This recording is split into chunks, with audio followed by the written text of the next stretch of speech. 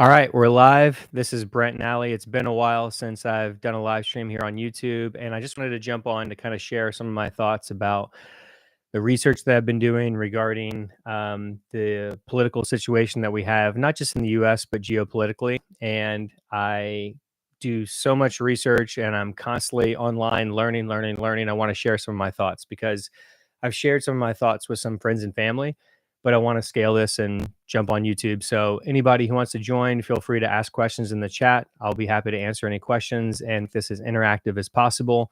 If you're watching this when it's not live afterwards, then feel free to jump in the future. Hopefully I can do some more live streams. And you can also email me, BrentNally@gmail.com. Would love to answer your questions. I'd love to build community. What I believe is that the future of content creation is going to be about live streaming, building community, and helping us all get closer to the truth. So I think most people that have followed me know that I am a huge supporter and advocate of Elon Musk. Elon's just incredible.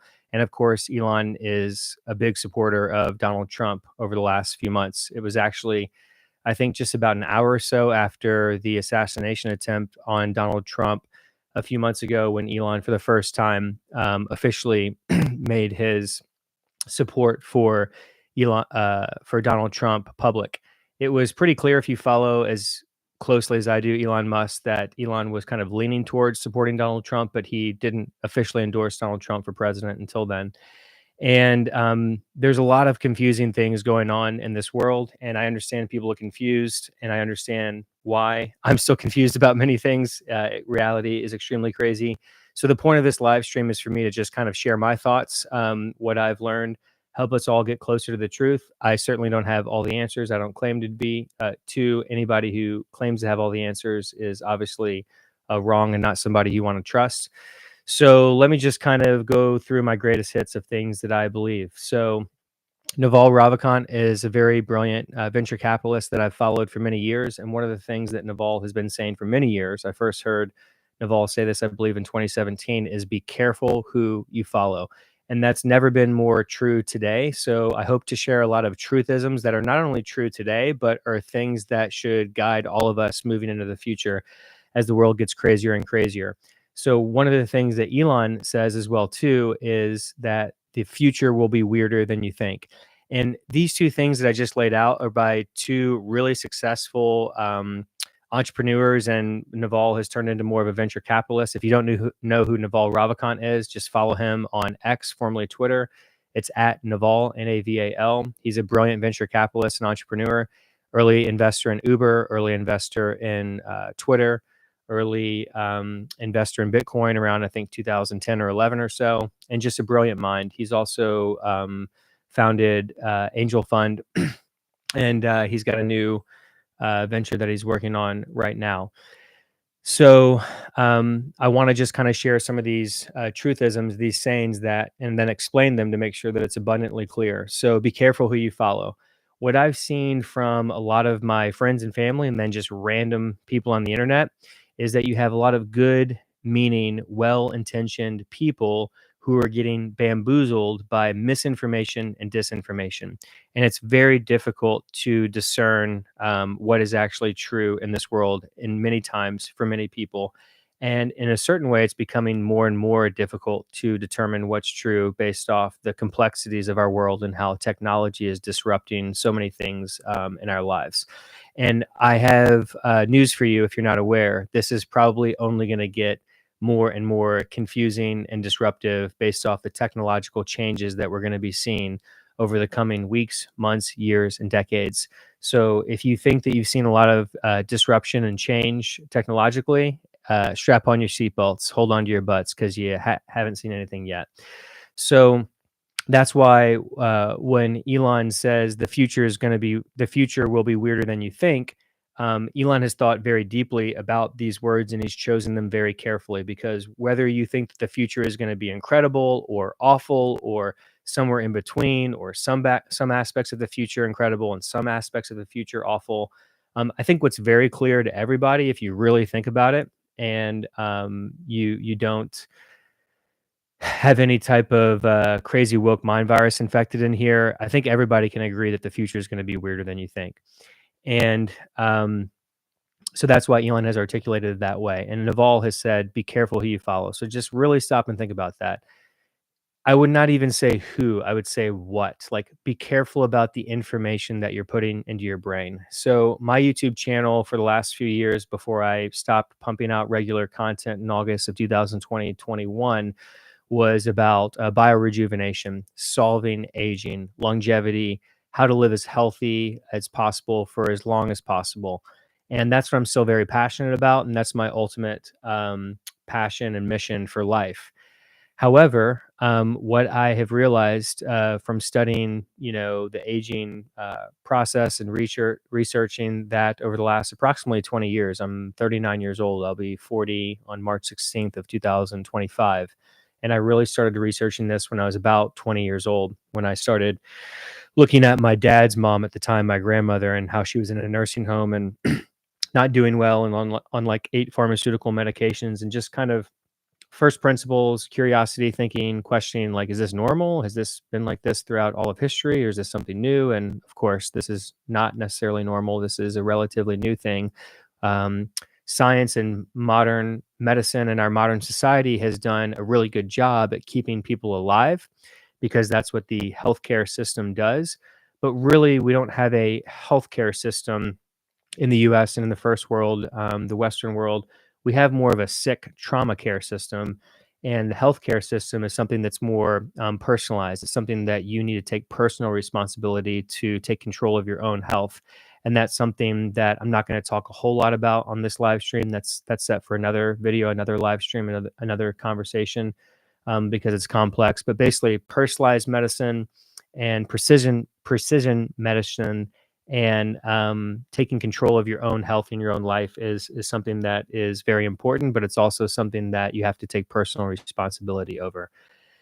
Um, so what Naval talks about is be careful who you follow, but I would say be careful like who and what you follow. Be careful about the information that you put in your brain. So many people in the health movement, whether it's biorejuvenation, longevity, or just like people who want to be healthy, focus on what kind of calories they put in their body, what kind of food that they eat. And that's very important. I don't want to downgrade that at all, but I don't hear people talking about or thinking about enough about what information they put in their brain, what diet they put in their brain, what they are allowing to put in their brain. And there's a book written decades ago about like, essentially saying that you are the 6 people that you are around the most. Well, with more and more of our lives being digital, I would say that you are the information that you put in your brain. The information that you're consuming, whether it be in person or online or a combination of the two, is most likely for most people.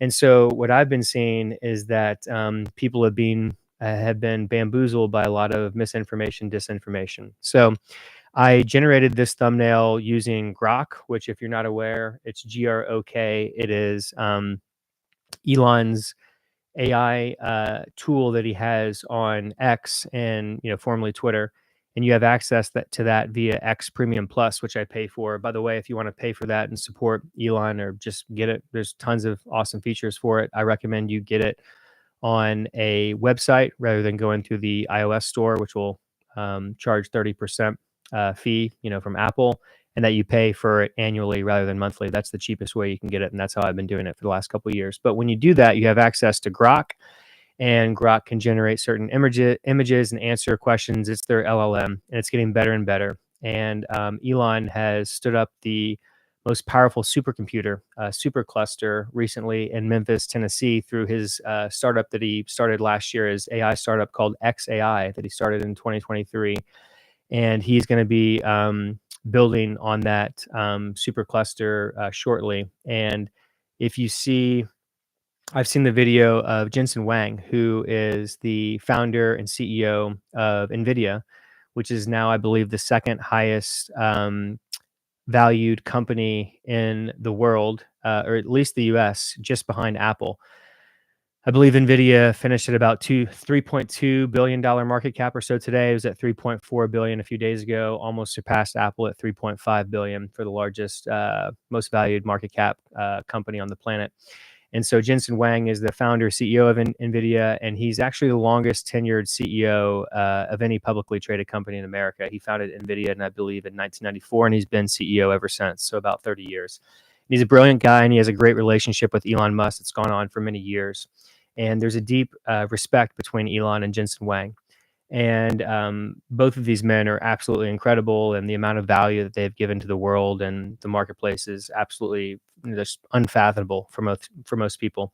And one of the things that I saw Jensen Huang say in a video just a couple weeks ago is just like how unbelievable it was for Elon leading this team at XAI to set up this supercluster at in this Memphis data center for their XAI supercomputer in, I believe, 19 days, when a lot of the quote unquote AI experts were saying that it was going to take, I believe, 9 months or so. And then you can watch the video for yourself. You can look it up and see exactly what Jensen Huang said. I'm going off memory.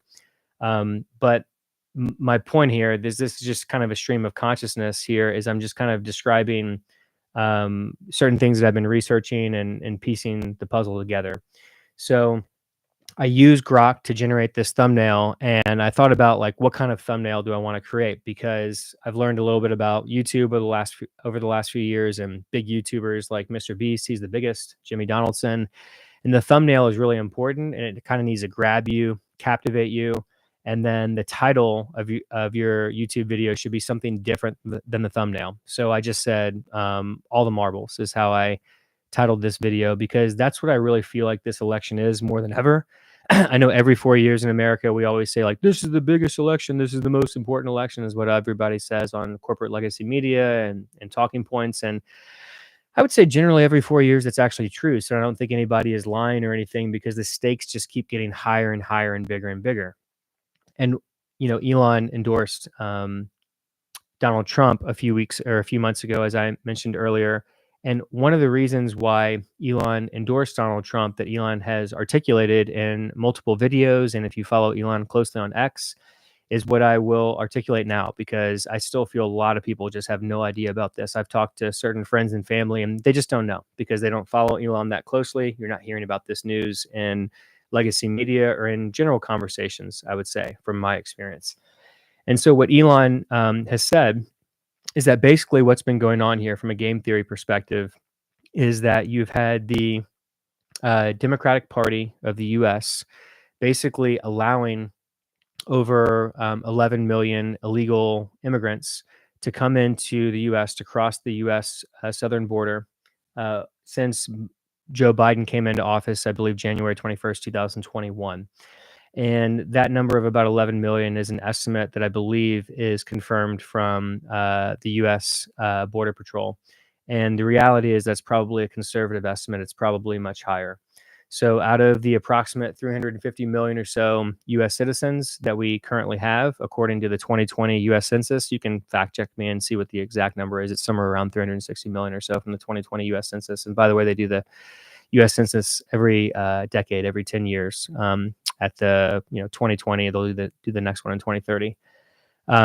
My best guess from the information that I follow from the people that I trust the most is that we probably have about 30 million illegal immigrants in the U.S. right now within the U.S. borders, and about 11 million of them have come in the last 3.5+ years or so since Joe Biden was inaugurated January 21st, 2021. And so a lot of these immigrants are just going to places that they perceive they'll get the most benefits. So I'm trying to explain the game theory of this to you. Whatever you incentivize is what is most likely to occur in any time in life. So that's why incentives are so important. The late, great number 2 of Warren Buffett at Berkshire Hathaway, who recently just passed away, would always say, show me the incentive, I'll show you the outcome. And I think that's probably the best way to succinctly say it. So the incentives have been that most poor, impoverished, underprivileged people have learned that the U.S. southern border has essentially been wide open for the last 3.5+ years. And so they thought, like, let's go to America for whatever reasons, probably a better opportunity for them and their family. And I, understand that. And if I was a poor, impoverished person in a bad situation in one of these countries, even if I didn't speak English, I would probably come here as well too if the border was just wide open. Now, for me personally, I've traveled to, I believe, 36 countries within my life, and every single time I've gone there, of course, legally. I would never want to cross a border of any country illegally, and if I did so, I would totally expect to be arrested and detained into prison for doing so. But of course, it's different for the illegal immigrants that have come in over the last 3.5+ years or so, because of the policies that the Biden administration have allowed. And by the way, it is actually true that Kamala Harris was named by Joe Biden as the border czar. There's many um, documentation of that on various outlets to prove that. In case you're not aware of that, you can just look it up.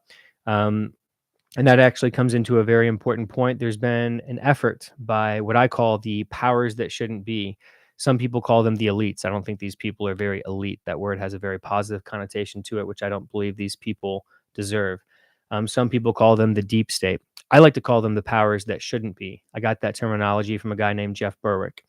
And I went to Jeff Berwick's conference in Acapulco with my wife and brother in February of 2018 in Acapulco, Mexico. It's a beautiful conference, and met a lot of very interesting folks there. I can talk about that a little bit later. But essentially, what Jeff Berwick believes and what I believe is that big government is really not good for humanity. And legacy media and big government at this point, if you're paying attention and if you listen to the things that I'm talking about in this live stream and use critical thinking, they're pretty much the enemy of humanity at this point in their current iteration. Not to say that you couldn't theoretically have media that is legitimate and truth seeking and ethical, and same thing with big government. But in their current forms, it's very clear that that's not the case at this point in time.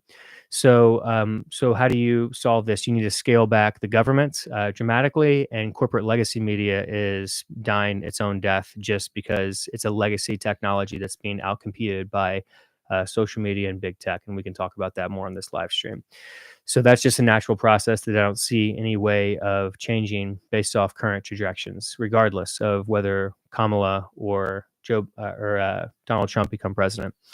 So getting back to what I was talking about with the game theory of what's been actually occurring is, out of these 11 million or so immigrants, illegal immigrants who have come into the U.S. since Joe Biden's come in office, you've seen a lot of them go to New York. You've seen a lot of them go to California. Just a few months ago, Gavin Newsom is how some people pronounce him, which I think is pretty funny. It's how Donald Trump pronounces it. Of course, his real last name is Newsom. Announced that all humans in the state of California receive free healthcare. And so, of course, if you're an illegal immigrant and you learn that, you're incentivized to come to California because you can get free healthcare here. You can get higher wages here generally than most states. And so, like, why not? Why not come here? The weather's great. I live here. By the way, I live in El Dorado Hills, California, which is about 2 hours east of San Francisco, driving with no traffic. And so, if you think about that, then yeah, it makes perfect sense that many illegal immigrants would come here to California and other states that are incentivized to do so. But where the Biden administration and Kamala, from being the border czar, have actually been sending a lot of these illegal immigrants to are the 6 major border states. And we can talk about in a little bit in this live stream how they're actually doing that through somewhat shady, nefarious ways and using our tax dollars as American citizens to do so. But the reason why the Democrat Party is doing this is obviously to get more and more immigrants into these states. If they can't vote in this particular election, they want to try and fast track a path to U.S. citizenship for these illegal immigrants to become U.S. citizens so they can eventually vote in upcoming presidential elections. And of course, the Democrats want them to vote Democrat. And Elon has explained multiple times in videos that I've seen the game theory of why these people would vote Democrat, these illegal immigrants who might be fast tracked to U.S. citizenship. And the reason why these illegal immigrants, even if they have more conservative kind of values that might align more with the actual Republican Party policies of the existing Republican Party, the MAGA party that's kind of controlled and run by Donald Trump, and even more of the historical Republican Party of the last few decades of the neocons with, like, Bush and Cheney and stuff like that. even if they have more of those values, these illegal immigrants, according to Elon, which makes sense to me, what I'm about to say, would still vote more Democrat because if you think about it like this, if you're an illegal immigrant and you come into the US and your life is better because you've escaped whatever persecution or poverty or both of the above from whatever country you came from, and whether it's Central America, South America, or somewhere in Asia or India, or whatever. I know India is part of Asia, or anywhere in the world, and you have perceivably improved your life from a financial perspective and just a quality of life perspective, then what would you naturally want to do? You'd want to naturally bring in other friends and family of yours and have them come to America as well too, whether it be your spouse, your parents, your children, your aunt, uncle, nephew, niece, whatever, family members, friends, whatever. Um, so if Kamala wins, then regardless of what Kamala, the US presidential candidate, is saying right now, track records are actually what matter the most about people. So the saying for this is talk is cheap, and you walk the talk, actions speak louder than words, right? We have age-old sayings for all of these things. So regardless of what Kamala, the candidate for president, has been saying the last few weeks and couple months as she was announced as president when Joe Biden steps down, we actually have a track record for what the Biden administration's policies have been since January 21st, 2021, when I believe Biden came into office. And I generally believe that the vice president is essentially a role that just has to basically go along and agree with what the presidential policies are. The reality is that Kamala Harris has been on video multiple times that I've seen confirming that she has basically been essentially in accordance with everything that the Joe Biden administration has done regarding policies. You can see clips of Kamala Harris being asked, would you do anything different from Joe Biden over the last, 3.5+ years? And she essentially says no. I'm just going off of what she has actually said, publicly stated on record in HD video that we can all see and verify. That's clearly not just, AI, deep fake or something like that, fake news. And so with that in mind, I actually like the saying that when people tell you who they are, believe them, right? So Kamala Harris has basically told us that she wouldn't do anything different from what the Biden Harris administration has done for the last almost 4 years, 3.5+ years. And so, from those statements, I would believe that regardless of what Kamala and her campaign have been saying the last few weeks when she's been campaigning, I believe that if Kamala were to win the presidency, that she would just continue essentially the same policies regarding the border and just let a flood of illegal immigrants come in here. And the reason is because the game theory of what I articulated earlier. If Kamala, let's say hypothetically, theoretically, Kamala wins this election, becomes president, and then she continues this policy of letting undocumented illegal immigrants come in completely unverified. We have no idea who these people are, and they're incentivized through certain policies, through certain incentives, financial, healthcare, other things, to go to these 6 swing states and then get fast tracked to a path to U.S. Legal citizenship to vote in the 2028 election. Then this is what Elon has been warning as the greatest fear, that we could be leading to a one-party forever state of the Democrats basically becoming a one-party country, and how dangerous this can be if you study history and you look what happens when one party becomes that dominant, has a monopoly on the country. And so basically this has happened in California since 1988, with the Democrats ruling the state, with the exception, of course, of Arnold Schwarzenegger winning as a fairly moderate Republican about 20 years ago or so in California. If you look at uh, Arnold Schwarzenegger's policies, is actually very what we would consider, especially now, moderate Republican. In fact, pretty much in line with the Democratic Party. And so, what Elon also states, which I think is a really good point, is that it hasn't been that big of a deal for California, even though I dramatically disagree with many of the political policies of the California government currently and of the last few decades. I'm still living here, obviously, for multiple reasons that I can discuss in a little bit. A lot of that has to do with the great weather, the infrastructure that's set up here with roads, jobs, healthcare, my wife's family being here and that being important to her, and everything. Did I mention the weather? lot to do around here and things like that, and things like that. But in any event, my point here is that you still, as an American citizen, have the freedom to leave California if you'd like, right? Even though the Democrats have had this stranglehold on the party, again, with the exception of Arnold Schwarzenegger 20 years ago winning as a Republican moderate, you can leave. And we've seen that a lot. I believe since 1858, we saw the first time a couple years ago an actual net negative amount of people, population wise, leaving the state of California. So the population of California, in other words, I believe went down for the first time. I believe it was in 2022. You can fact check me. It was somewhere around there for the first time since, I believe, 1858. So the data doesn't lie from that perspective. So, yeah, you don't like the policies of a certain state in America? Great. There's 50 states. Go ahead and pack up and leave. Obviously, it's not ideal to have to sell your home or,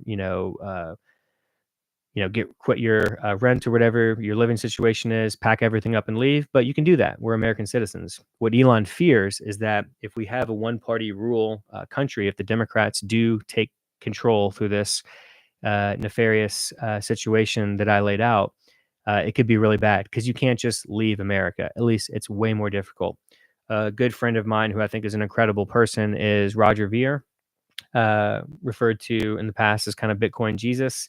He's born and raised in San Jose, California, Silicon Valley, but he renounced his U.S. citizenship a little over a decade ago, I believe in April 2014.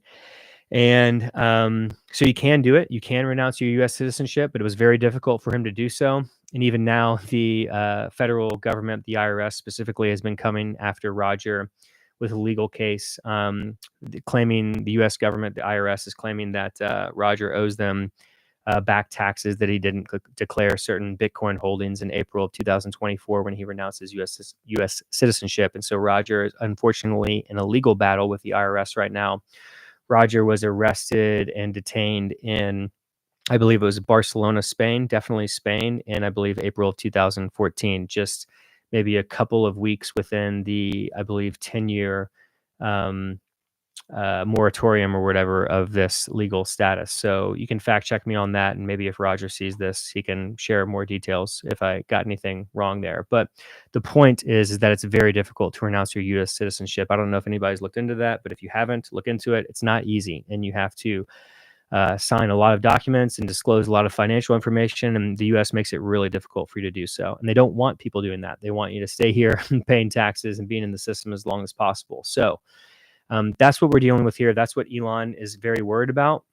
And after listening to Elon articulate this, hopefully after you've heard me articulate this, you can start to see like how serious, how dire this could be if Donald Trump does not win. Now, I want to address something. Like, there's many things about Donald Trump that I do not like. I do not like the fact that he's 79 years old. I do not like the fact that he has a track record of being a pathological liar, and some would say a narcissist. And we could talk about narcissism and things like that. But I believe that we have two choices. We have Kamala Harris and we have Donald Trump. And for all the reasons that I've kind of discussed a little bit and other things that I can get into, I believe the clear choice is Donald Trump. And it pains me to say that. It's two choices, right? I've been a big fan of South Park for my entire life. South Park and Seinfeld have shaped my perception of reality more so than certainly any other shows or media, and probably more than most things. And an episode from South Park from 20 years ago in 2004 was with P. Diddy. Funny enough, if you recall, P. Diddy was running the Vote or Die campaign in real life back then. And then they brought that into the South Park episode with P. Diddy, character on South Park saying, "Vote or die, motherfucker, vote or die. If you don't vote, I'll stick a needle in your eye." Just all this ridiculous South Park stuff running that campaign. But the premise of the show was the show starts off and PETA, the People for the Ethical Treatment of Animals, were rioting, picketing, protesting against South Park Elementary, where, of course, the third grade boys go to school, because of their mascot at South Park Elementary, the South Park cows. And the PETA did not like that, the cows were the mascot because they don't believe that the cows were being treated ethically. So the school board, the principal, and the people in charge of the school at South Park Elementary were told that they needed to create a new mascot and that the kids would vote on it. So the kids decided that they needed to vote for a new mascot, and they were told by their parents, and very funny scenes in that episode, how important voting is and that our forefathers of the US fought for our right to vote. And you don't understand. It's so important to vote. Get out and vote. Get out and vote. And so they eventually came up with their own mascot, which was a giant douche and a turd sandwich, which is pretty hilarious in my opinion. And that's what I basically believe our, decisions have been for president of the United States of America from the actual legitimate candidates that we have been given.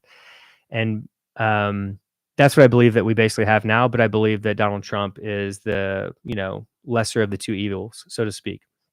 And the reason is very deep and complex, but in its most simplistic way, I would say that for most people, I would say that life is not going great for them in America compared to how it theoretically could be and how it was, 4 or 5, 6 years ago. Now, everybody has their own individual situations. You have your stage of life, you have your career, your job, kids, all sorts of things involved here. But I'm talking about just basic, economic data, the cost of living. So we can talk about things on this live stream, and I can talk about certain data and lead people to resources to fact check what I'm discussing.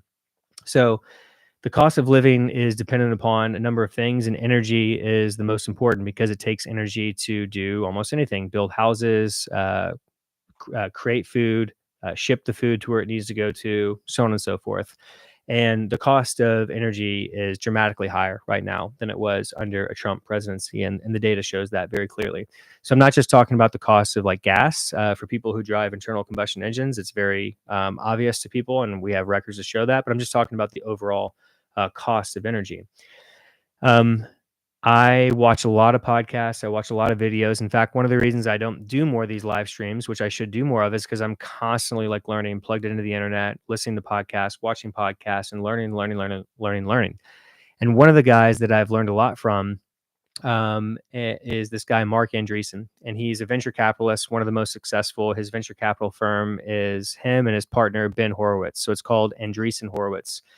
And Mark Andreessen is the founder of Netscape, which was the first like internet browser back in like 1994.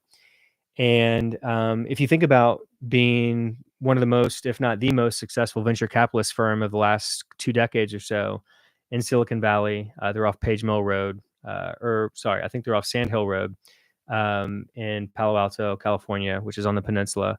Think about all the brilliant entrepreneurs, tech entrepreneurs that they have had in their office, that they have intermingled with and invested in some, not invested in others. But the point is, how many brilliant minds Mark Andreessen and his partner Ben Horowitz have had exposure to over the last few decades. So Mark Andreessen is a self-made billionaire, very smart guy, and he's I follow him on X, and he interacts with Elon, and he's a big fan and supporter of Elon, and he's actually an investor privately in X when Elon took Twitter private. Mark Andreessen, or Andreessen Horowitz, I think more accurately, was one of the investors. But Mark Andreessen has been on a number of podcasts.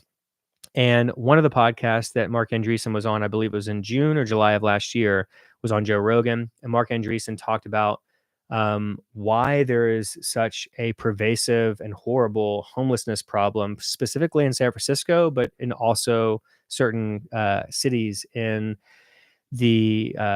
California, Santa Cruz, and then obviously the infamous Skid Row, Los Angeles, which my wife and I, funny enough, got stuck in on an evening after going to a documentary film preview or documentary world global premiere in LA in January of 2011. We got stuck in Skid Row, and it was a disaster. This was like early stages of Uber. That's a whole funny story that I can get into at another point. But Mark Andreessen's point, which I found, like, strap on your seatbelts. This is very dark, very nefarious. But what Mark Andreessen actually believes is that these Democrats, basically Gavin Newsom and other Democrats that basically run and control San Francisco, but other big cities in California, like I mentioned, LA and San Francisco and Santa Cruz, allow this level of homelessness to be pervasive. And it's one thing like we shouldn't even call it homelessness, right? This is what Elon talks about. Like, if you don't have a home, it's kind of like a deceptive terminology. Being homeless sounds like, oh, you just like missed your last months of, mortgage or rent and couldn't pay it and you're kicked out of your home. No, that's not what we're talking about here. We're talking about the homelessness epidemic in California and throughout the US is people who clearly have like mental diseases and more things going on. And unfortunately, about 25% of our homeless population in the US are veterans, and they have a lot of, mental health issues and PTSD and things like that. And you can, do your own fact check to verify that.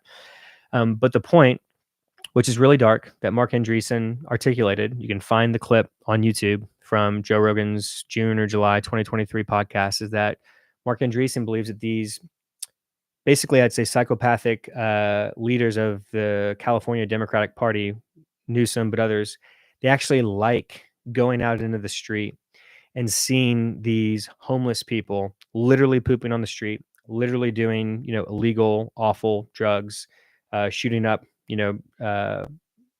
all sorts of, heroin, drugs, needles, and everything out on the street, is so that they can see these people and then think, I'm better than them. These people are scum, zombies, whatever, and I'm better than them. And even if it's not completely conscious, it could be more of a subconscious thing. And so hopefully I've articulated that accurately. You can watch the clip yourself. You could just Google Mark Andreessen, Joe Rogan, homelessness on YouTube, and I'm sure the clip will come up and you can watch it for yourself and let me know if I have misinterpreted anything after you've watched it. But that's the way that I basically recall it. And that's what I had actually been thinking was the answer for many years because I worked in San Francisco from 2015 to 2018 at LinkedIn. I worked at a company called Lynda that was an e-learning company. We got acquired by LinkedIn, and then LinkedIn got acquired by Microsoft. So I technically worked for all three of those companies at one point in time, but it was all in San Francisco. And so I worked in the city that long and spent other times up there. And, at 5, 6 a.m. when I would start getting into the office, because I had an East Coast territory in some respects as a salesperson, I would see some crazy shit just like coming in from the Caltrain, going either, I worked at two different buildings. One was in One Montgomery Tower, which I believe was about 1.2 miles from the Caltrain. And then I worked at 2nd Street and Market, which was, I believe, zero point 0.8 miles from the Caltrain. So I had different routes to go to each places, but I'd see some crazy homeless people on some crazy drugs saying some crazy shit. And so I just would start thinking like, why is it this way? So that was June, July 2023 when Mark Andreessen said those things on the Joe Rogan podcast. Well, I'm not sure if you're aware, but almost a year ago in late November of 2023, Xi Jinping, the president of the CCP, the Communist Chinese Party of China, and a lot of other CCP members came into San Francisco. And Gavin Newsom and the rest of the Democrat-run San Francisco politicians actually removed pretty much all of the homeless population from the streets of San Francisco and really cleaned up the streets of San Francisco for the CCP to come in. And they did this very quickly, relatively quickly, like basically overnight, within 24 hours, 48 hours for sure. And this is all documented. If you're not aware of this, you can research all of this online. There's many ways to verify what I'm saying is essentially accurate. And this was right before Thanksgiving of 2023. And the CCP came, Xi Jinping came and had their meetings, whatever. They were there for, I don't know, a day or two, something like that, and then they left. And then I remember going to my in-laws' house here in El Dorado Hills for Thanksgiving and sitting down with my in-laws and my wife and my wife's brother's family and my wife's uncle and other uncle and aunt and nieces and stuff like that. And we were just kind of this conversation came up. And at the time, the homeless population was still basically out. They were not on the streets of San Francisco, and the streets of San Francisco were basically rid of homelessness for the first time in years. I don't know how many years, but for a long time.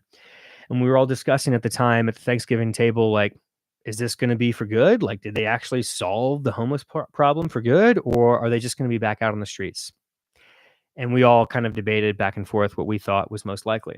Well, I don't know exactly. You can research and find out exactly. But at some point, they just let Newsom and the rest of the San Francisco Democratic bureaucrats just let all the homelessness back out on the street. And it's just kind of like back to usual, homelessness, woke mind virus, zombies, like zombie apocalypse back out on the street. And if you have it, and just to be very clear, this is only in certain pockets, certain areas of San Francisco. San Francisco is an 8 mile by 8 mile city with, I believe, a population of around 800 million people, depending on, if you're including illegal immigrants or not and what the latest census is. But that's essentially what the city is. And you can go through many parts of San Francisco. It's completely clean, beautiful, law abiding citizens, and you'll never see any homeless or whatever. But there are certain pockets, mainly more in the financial district, Market Street, where you just like woke mind virus like crazy, like you wouldn't believe. Literally people pooping on the streets, drug needles everywhere, craziness. Um, and so I don't remember exactly how long it was, but it was just a few days later, they let all the homeless people back out, and it was just, back to normal. And as far as it's just been back to normal since the CCP left. And when Gavin Newsom was asked why he cleaned up all these homeless people to bring in the CCP, and again, you can verify what I'm about to say. You can do your own research. This is on video. I've seen it with my own eyes, and it's not a deep fake. Gavin Newsom basically said, well, when you're having guests over to your house, you clean up before they come. And it's these little tells, right? Anybody who's paying attention geopolitically, this shouldn't be surprising, but that's just over the top explains like who our guests are, who our masters are in some way, or at the very least, if you don't believe in masters or whatever, like that's too far for you, that's fine. Who we need to impress, right? Why would you go to all this effort if you weren't trying to impress the CCP for whatever reasons? Like I'm not really going to get into that in this live stream. I have my beliefs on it, but clearly, action speaks louder than words, and everything that I'm saying is very well documented. If you're not aware of this, you can research it. So, my point, what is the point? Why am I rambling on about all this stuff and going into great detail, explaining these things that I've done research on and tried to piece the puzzle to? This kind of woke mind virus culture that we have in San Francisco, Santa Cruz, Skid Row in Los Angeles, and other pockets of San Francisco and other pockets of the world, certain areas of Portland's really bad, Seattle. I could talk a lot about that, but I'm not going to get into it. This is basically Democrat run cities, and they have been for decades. These are not debatable things. These are cities that have been dominated by Democratic policies. And clearly, I would say, in my opinion, it's not working. This is not the society that we want. And so we do not want this ideology to be extrapolated out to the rest of the country and certainly, the rest of the world.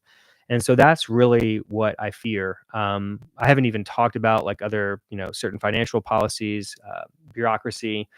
Here's something that I've been sharing with people recently that blows most people's mind. The federal government is approximately 40% of the entire GDP, the gross domestic product of the United States of America. So what I mean by that is not just the actual like all of the federal government spending. So all the salaries, all of the departments that make up the federal government and all of their contracts and contractors. Like that's insane. Like our founders would be turning in their graves if they ever learned that that was the case, especially at the numbers that we're talking about here. And not only that, but it's just not sustainable. The federal, any entity wants to keep growing. So the federal government has wanted to keep growing and growing and growing and growing and growing. And this has gone on for decades and decades and decades. And my point is, it has to scale back. It's not sustainable. I believe our federal debt is now at $35 trillion, which is just mind boggling. I've been talking about the federal debt for over 15 years. I remember when I worked at Way Laboratories in Santa Clara in 2008, I would show some of my colleagues in the office the nationaldebtclock.com website.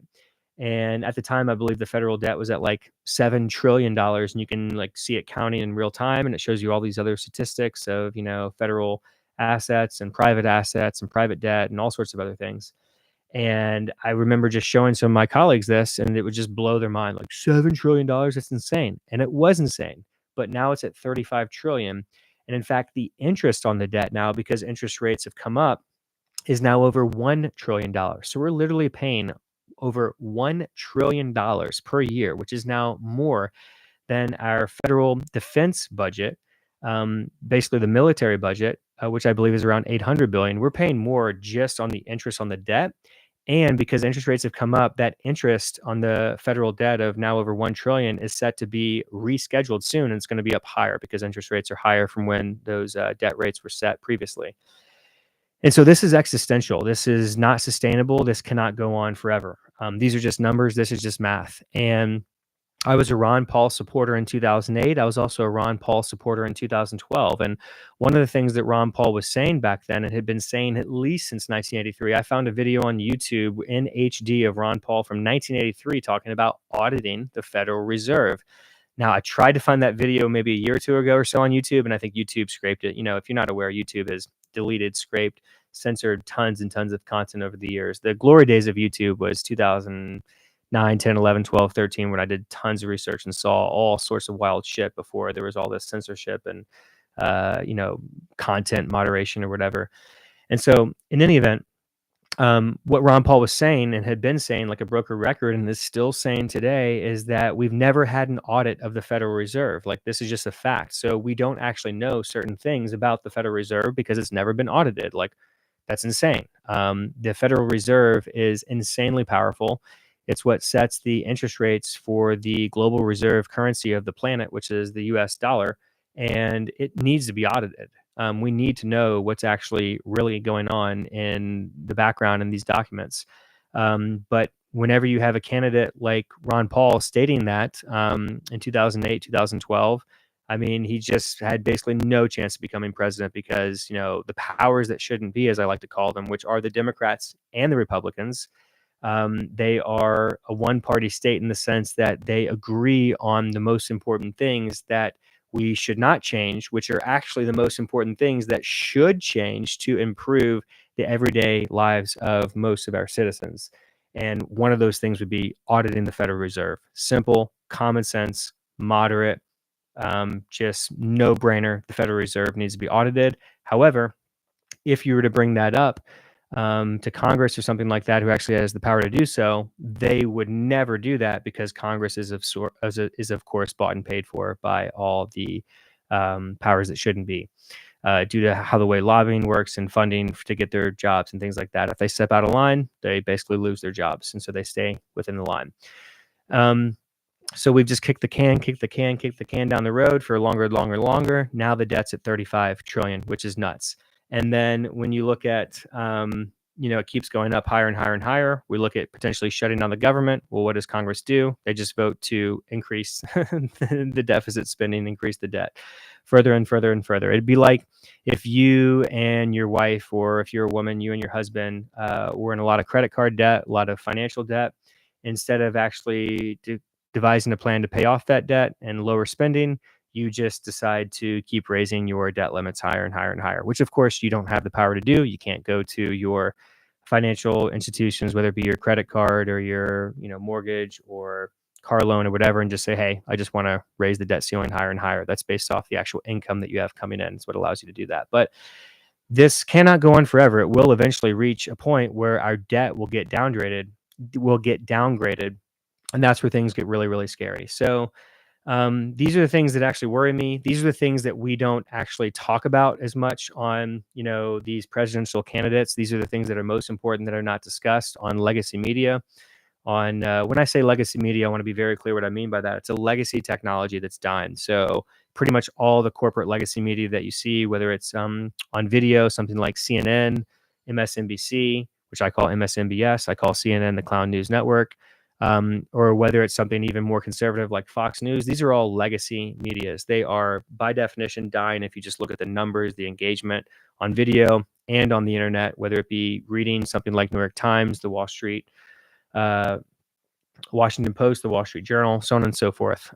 Social media websites like X, formerly Twitter, Instagram, Facebook, TikTok, YouTube.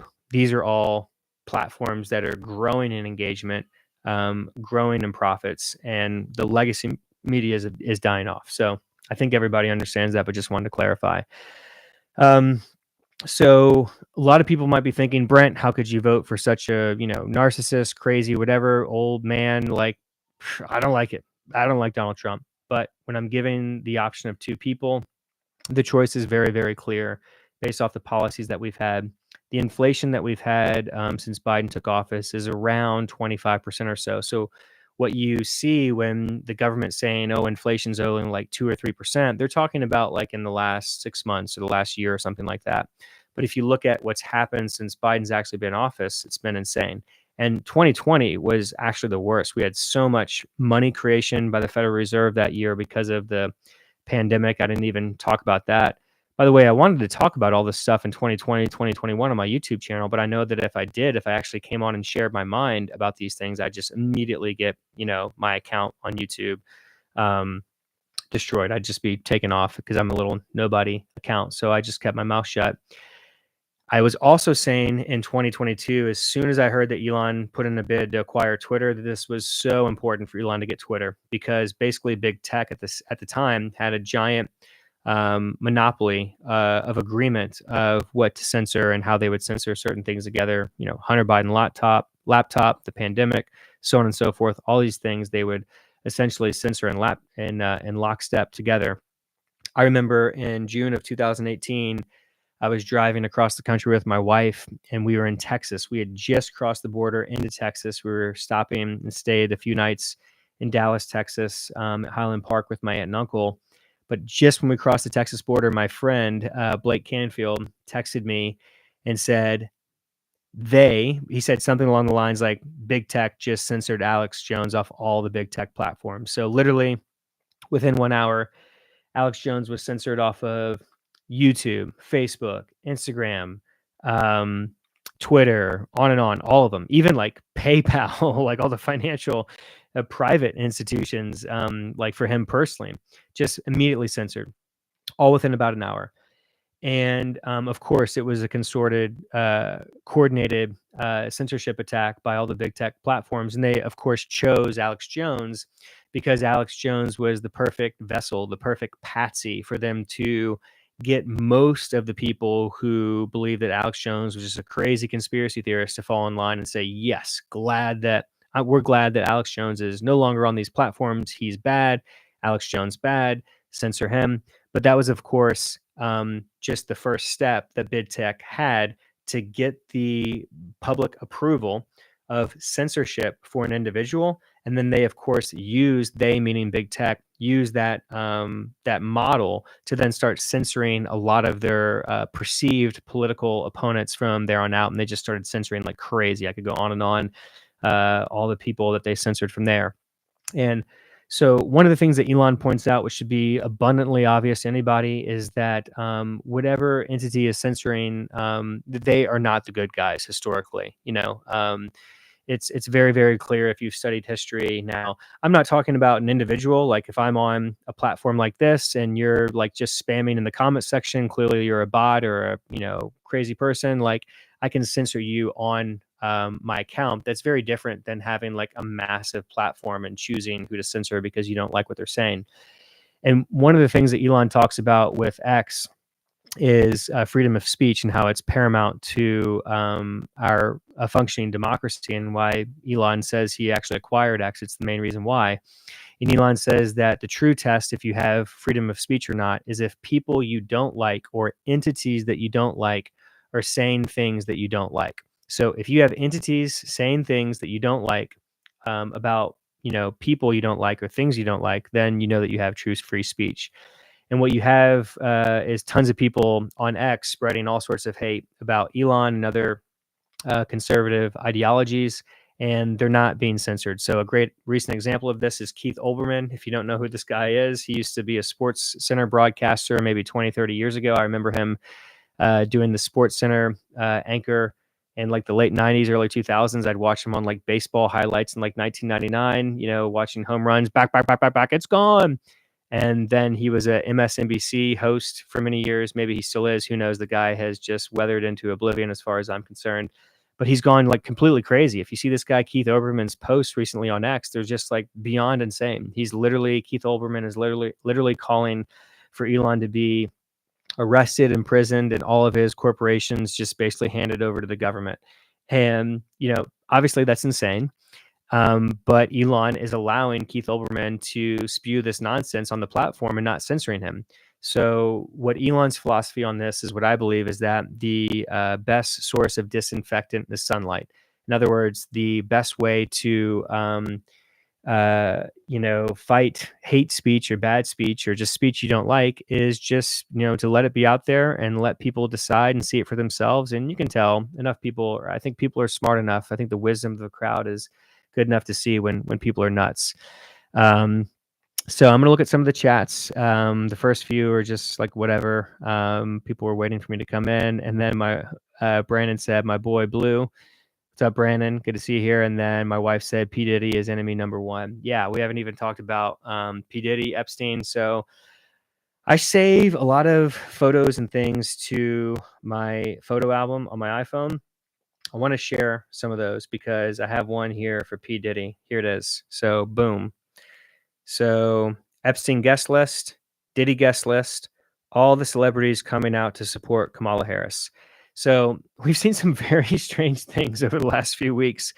Eminem, who, to my knowledge, has never been politically active, certainly not at the level of the president of the United States of America, coming to Kamala Harris events and like telling people to go out and vote, just makes me wonder if you are very compromised by what could come out if more information about P. Diddy comes out through the legal process over the coming days, weeks, months, and years.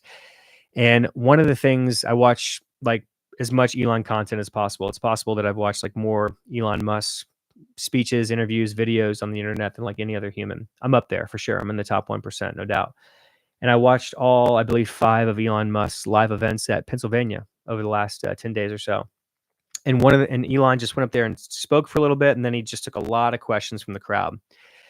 And one of the questions from the crowd had to do with like P. Diddy and I think Jeffrey Epstein. And Elon's answer was basically that, it'll be very interesting to see if Donald Trump is elected.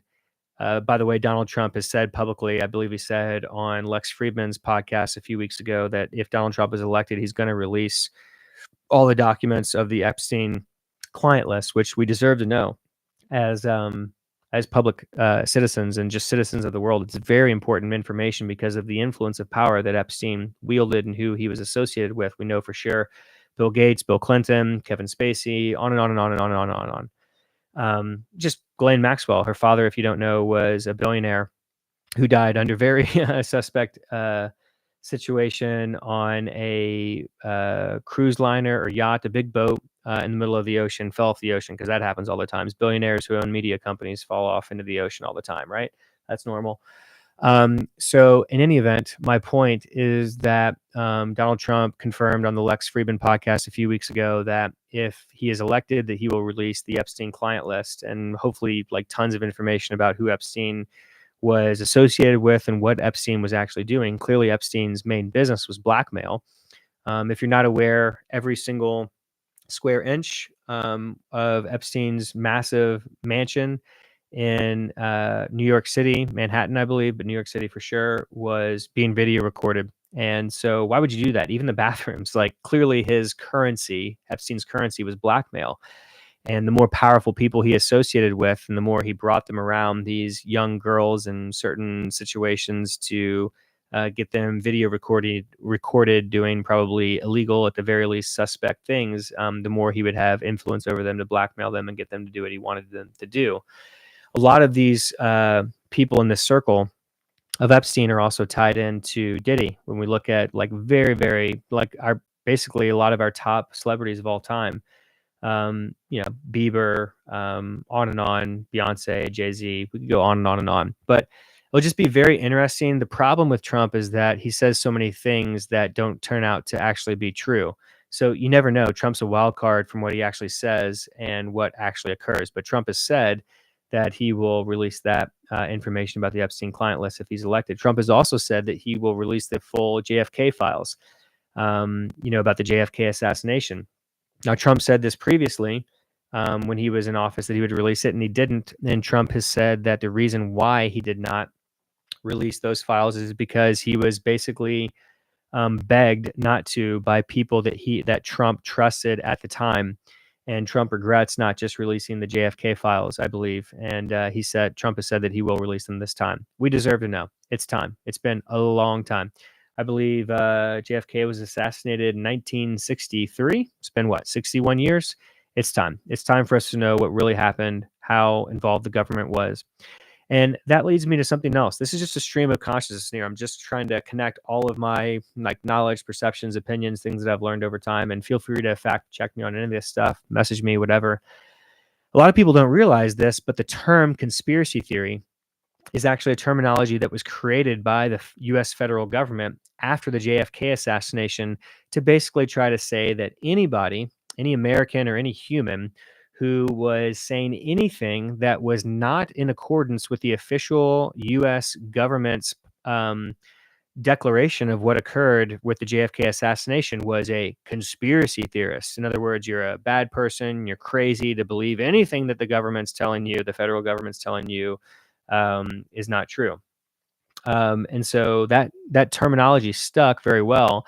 And there's been very good mind control, mainly by the powers that shouldn't be, over the last 61 years or so since the JFK assassination, I believe in 1963, to really get that term to be in the minds of not just all Americans, but globally, to be like, you're just a crazy person. But over the last few years, specifically with COVID and all the crazy things that we saw with the massive, mandates, and whether they be mask mandates, COVID jab mandates, things like that. Elon Musk has said many times recently, like, what major conspiracy theory have you heard that hasn't come true?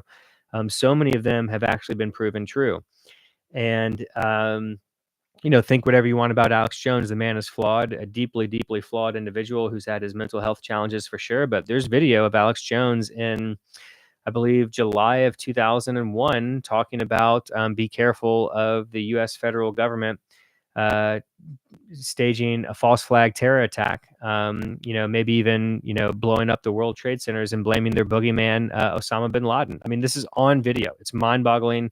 I've known about this for years, but when Tucker Carlson interviewed Alex Jones maybe 10 months ago or so, Tucker even brought that up and showed the video. You can find that video easily if you do a Google search or some other type of search. I mean, it's crazy. I mean, it's absolutely crazy that Alex Jones was basically able to predict that level of accuracy. And Tucker Carlson and other people just couldn't believe it. They're like, how are you able to predict down to that level of accuracy? Like, the World Trade Centers, basically, a terror attack on them, and then the U.S. government blaming Osama bin Laden for that.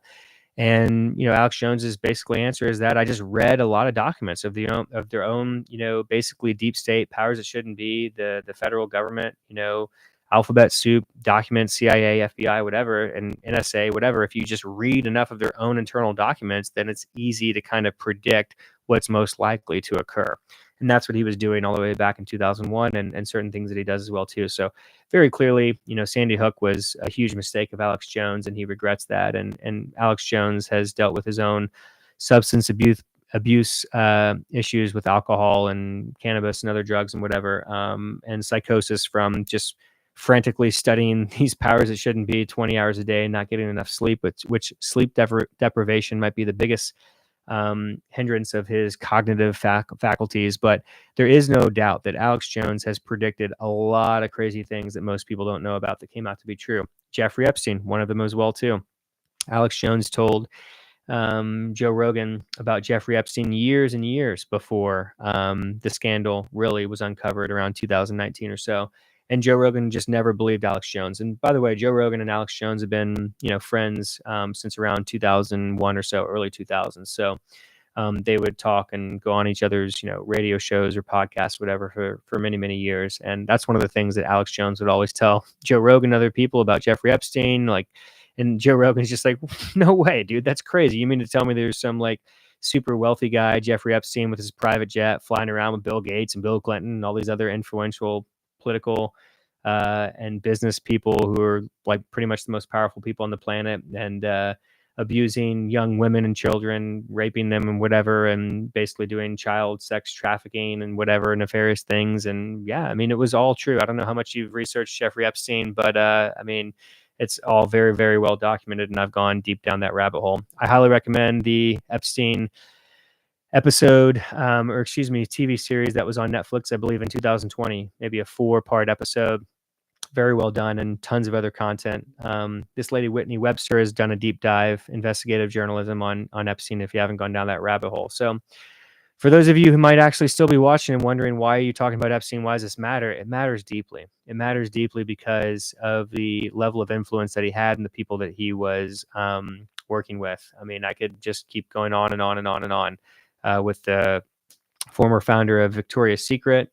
Um, I believe it was the $150 million um, uh, payment that Epstein got from this billionaire for like tax services or something like that. Like it's crazy. Why would you ever pay Epstein $150 million for like tax services when you're worth like $8 billion? Leon Black is, I believe, the guy. So I'm gonna go ahead and show a few other things here from things that I've recorded, just to kind of show you. So I think this is kind of funny.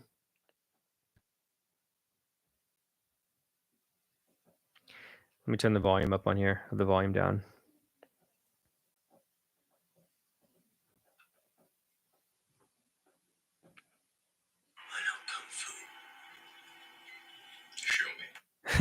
So that's from a show that I watch every week called Now You Know, is the name of the YouTube channel, with this father and son duo out of Massachusetts named Zach and Jesse.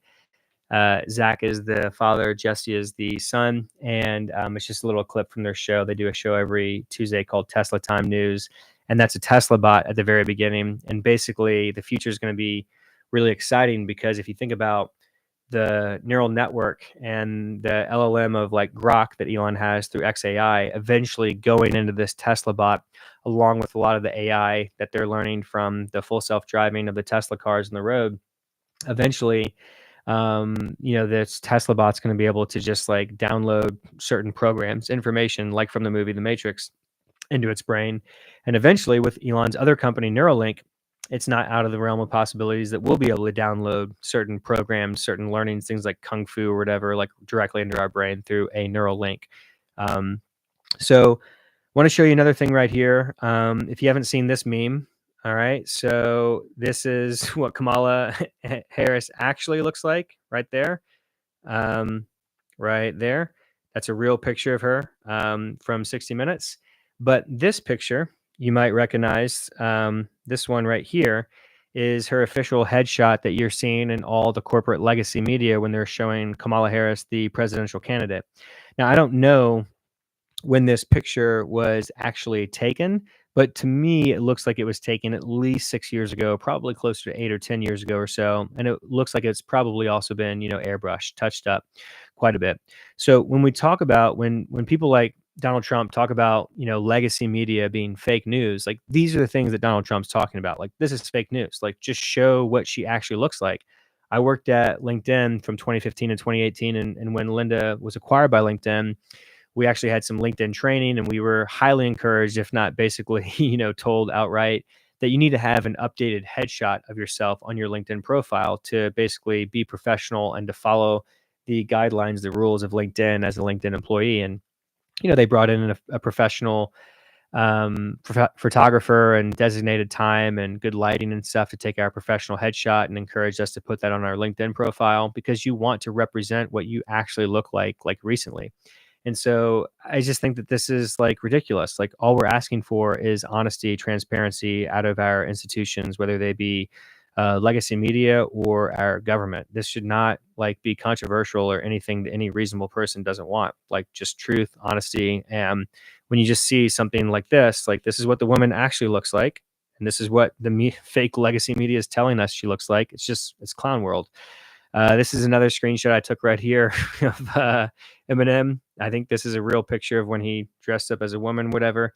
Um, there's some other just hilarious stuff I've seen recently of Eminem, just like, like this guy is telling us who to vote for. He's like one of the most unethical people of all time. If you listen to his lyrics, like, obviously super talented rapper, like maybe one of the top 5 rappers of all time, in my opinion. And I know I can rap lots of his songs, but like, he's clearly not somebody that you should be taking like, election voting advice from for the president of the United States of America, because clearly, when it comes to ethics and morals, he's not up there very high.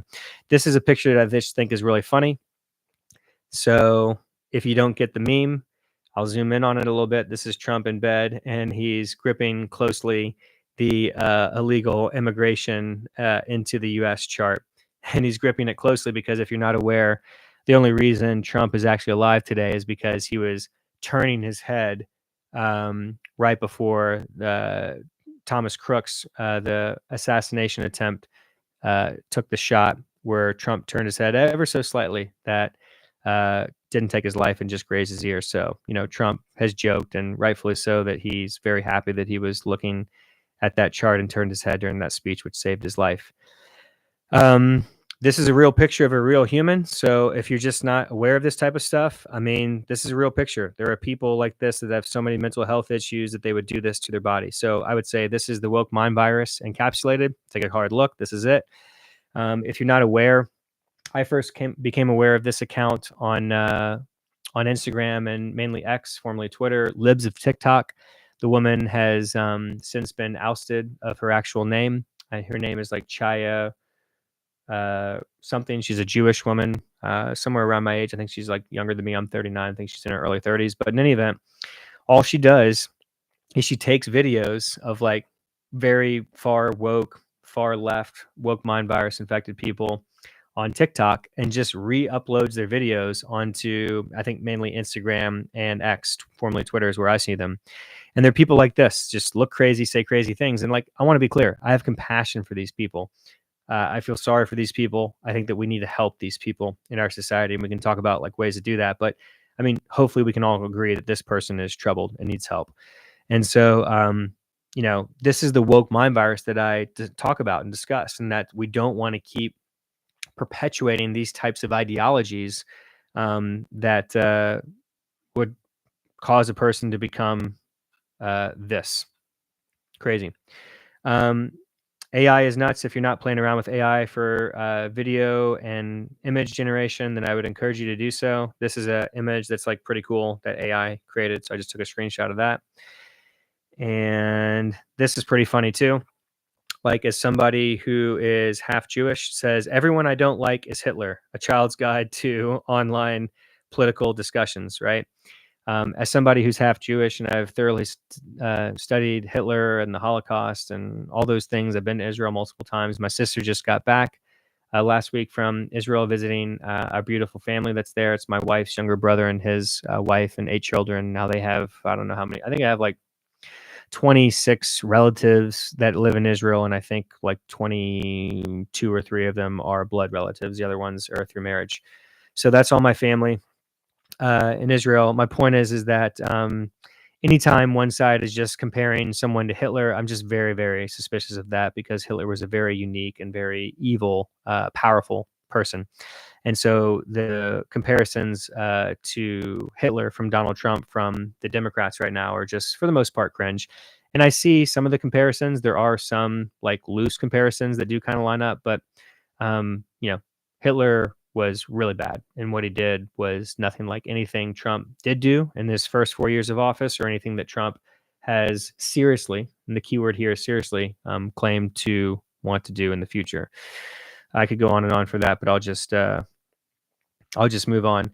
I think this picture is just kind of hilarious. The memes on the right politically seem to be more funny to me than the ones on the left. Now, that could a lot of the way be because of things that I believe and the certain things that I follow, but this one's pretty funny. So it's Donald Trump basically with the rising sun, and that lady, that super liberal lady who screamed and cried when Donald Trump was announced as president in 2016, almost exactly 8 years ago.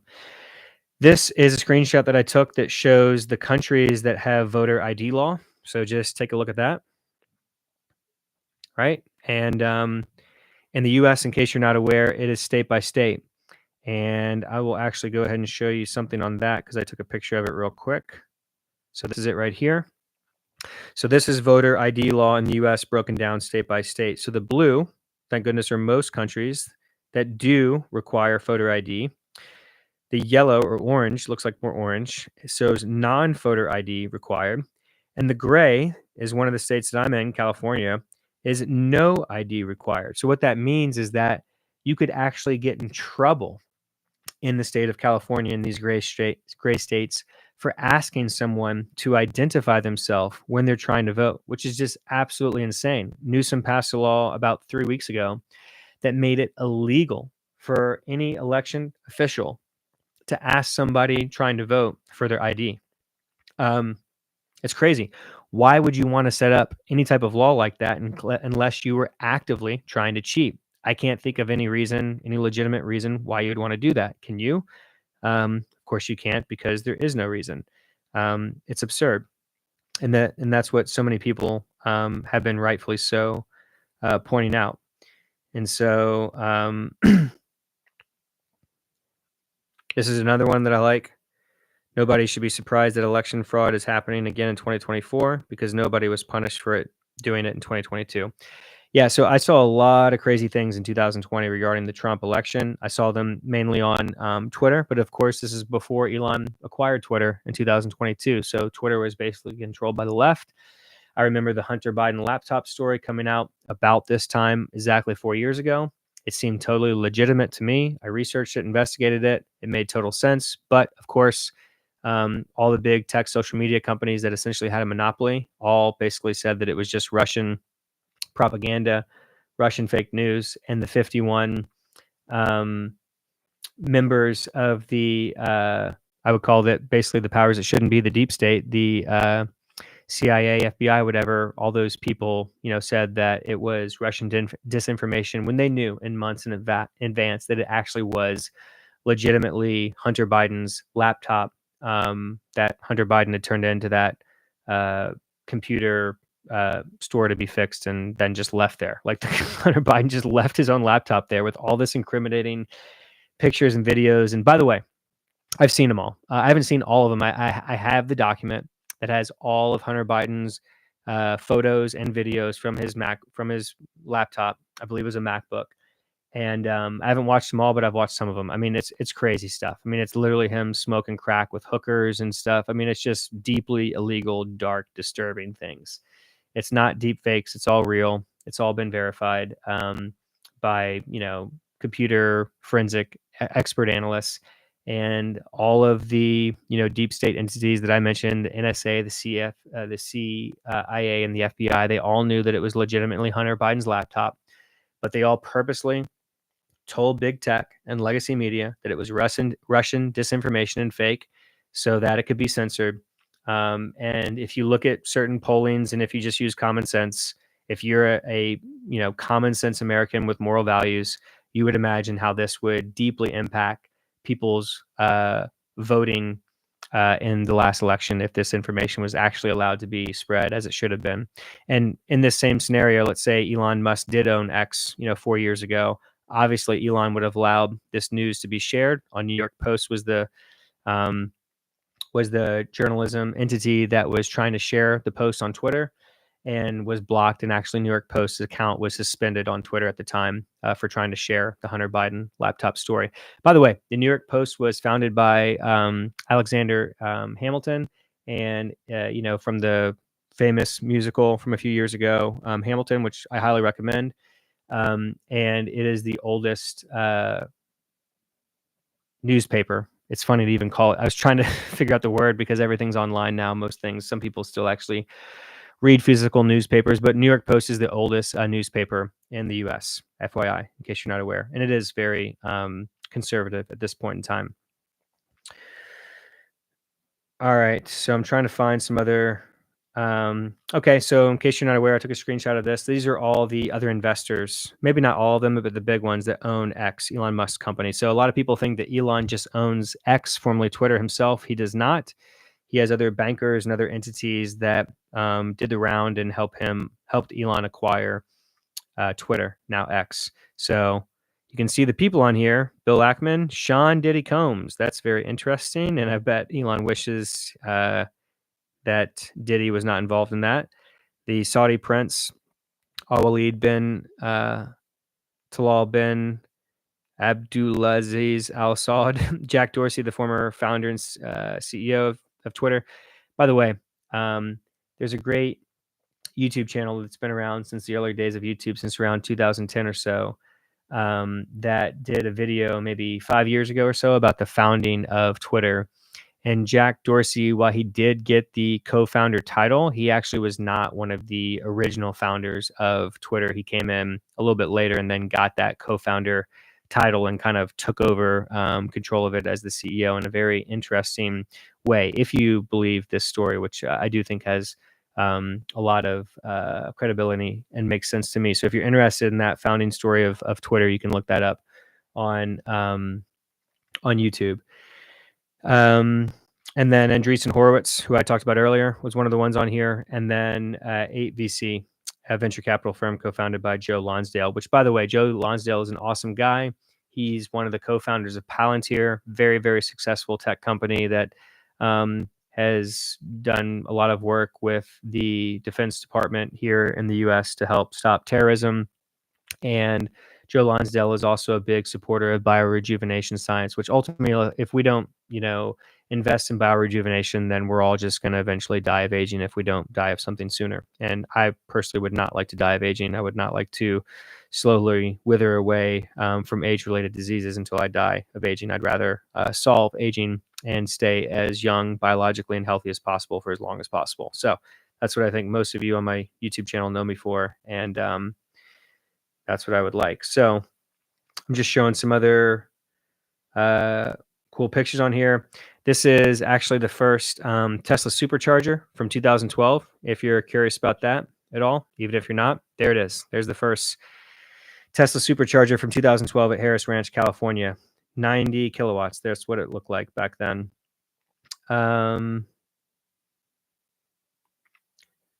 That's just kind of interesting to see who, P. Diddy has been with over time. There's Donald Trump and Melania with P. Diddy. So it'll be definitely very interesting to see if more information comes out with the Diddy trial. I thought this meme is really funny as well, too. Hope everybody has a happy Thanksgiving and Merry Christmas. It's going to be interesting. Always in an election year, talking politics with the fam. This one, I'm a big Tesla supporter and stuff like that. The Cybercab is there. Look at how smooth and clean and futuristic that looks like compared to like a Waymo that looks like a science kids experiment or something like that. Super bullish on Tesla in the future, the company and the stock. So I think this is a great meme as well too. I'm going to share this one. Look at how things have changed over the last 16 years ago or so since 2008. So you can probably figure out what that means. So basically the neocons of 20 years ago, Dick Cheney, warmonger, George W. Bush and stuff like that. Dick Cheney just endorsed Kamala Harris and his daughter, Liz Cheney, that tells you pretty much all you need to know. The neocons have actually shifted now that they are the Democrats. The warmongers are now the Democrats. If you haven't seen this video, this is deeply disturbing. This is this crazy liberal woman here who's clearly infected with the woke mind virus, screaming, literally screaming. This is just a screenshot. There's a video you can see of this, screaming at this little toddler because the toddler's father is a Trump supporter. That's just, regardless of what you believe politically, that's just nuts. That's too crazy for me. My God, how much does your brain have to be broken to in public scream at some little toddler in the face like that? You can see the video if you haven't seen it. It's deeply disturbing and very sad. This meme, just really funny. Inflation's insane. Can I see your ID? No, sir. I'm voting today. Truth is stranger than fiction. Things have gotten like super crazy. This one I just think is pretty cool, so I took a picture of it. Just think it's a cool picture.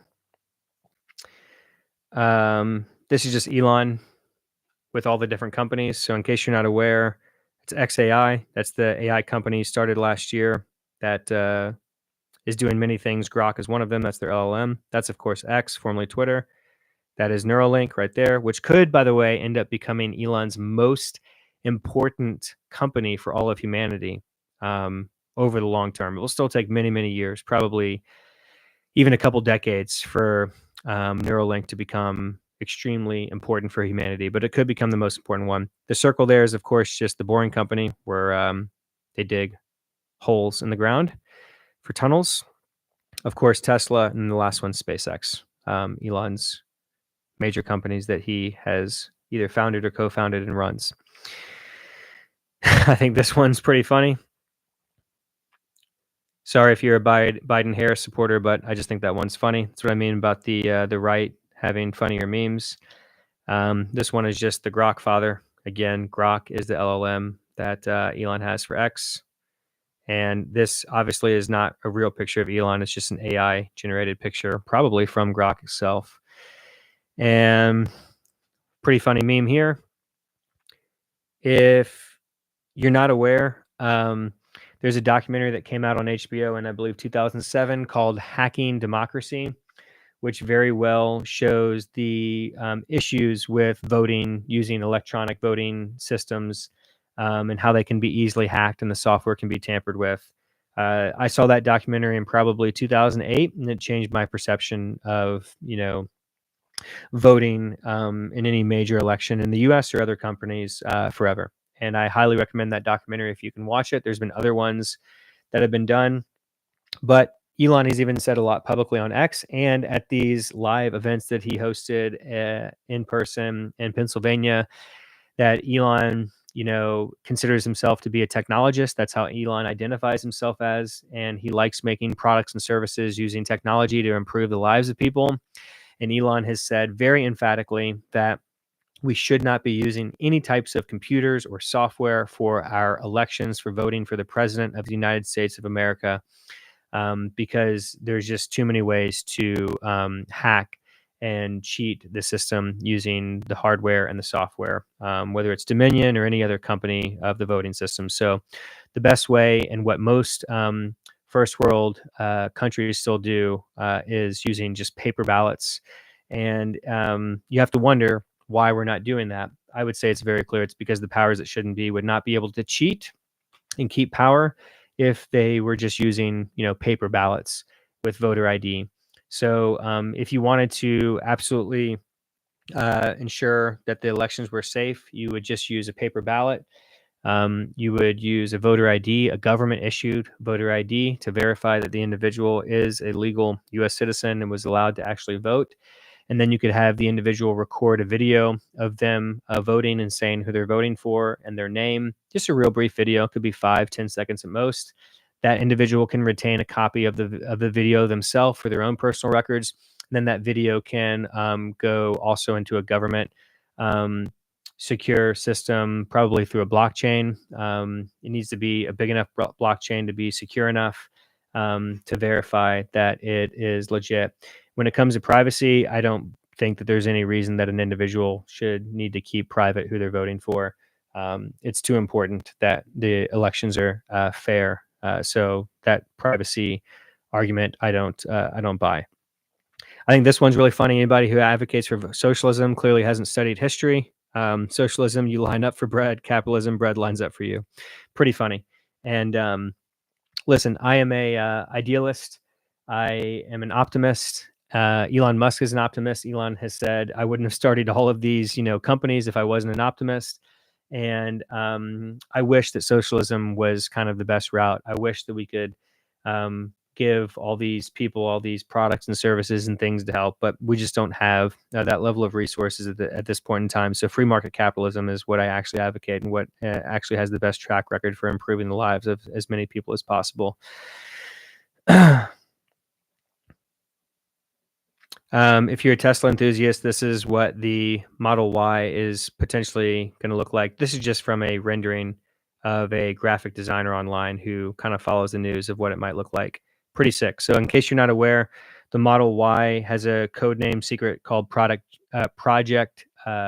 Juniper that should be out next year. The Model 3 was refreshed this year. My wife and I got it. We have 3 other Teslas. So we own 4 total, and it's significant improvements technologically. Better suspension, better range, smoother, lots of interior upgrades, and better speakers. Tesla got a number of Bose employees a few years ago and improved the sound quality in their cars, and you can see that. So I'm excited to see what the Model Y is going to look like next year in 2025, the refresh of it. Um, This is the thumbnail right here. By the way, I generated this thumbnail using Grok. I had to ask Grok like 5 times to get this thumbnail. The other ones did not look great. So if you're using AI or playing around with it, sometimes you just have to keep asking the LLM, whether it's Grok or, ChatGPT or, whatever you're using, Gemini, um, Anthropic, on and on and on, whatever you're asking, sometimes you just have to keep asking them the same question many times to get a better picture or a better answer. This is really funny. I had to take a screenshot of it. This is just a comment from Joe Rogan's interview with Donald Trump about 2 hours after it went live. And the person said, imagine telling someone 15 years ago that the host of Fear Factor and the host of The Apprentice talking to each other on a podcast would be the most important political event of 2024. Very well said. Times change, things change, people change. We live in a crazy world right now, and the future will be weirder than you think. Yeah, so what I was talking about earlier regarding the way to ensure safe and secure elections, this just says every election will be stolen until we fix the problem. Paper ballots, no machines, ID, signature, verification, vote in person, proof of life, sign, ID, absentee, and mail in ballots. Yeah, if you did that, plus you add in the video recording that I said of the individual saying who they voted for and their name, just a quick video, 5-10 seconds, and the person retains it, and then you have it in like a very secure blockchain. All those things combined, you could have very legitimate, fair elections. So it's not a difficult problem to solve, and we're not doing that in the US. Yeah, it's very similar to this one that I showed earlier. So I'll just zoom in and you can see what this one says right there. I kind of went over that earlier, but that's just a different one. This one I'm going to show you. This is Hillary Clinton, 30 seconds. This is from probably the late 90s. I don't know exactly when this is from. You can look at how old Hillary Clinton looks and make your own guess. I think it's probably from the late 90s.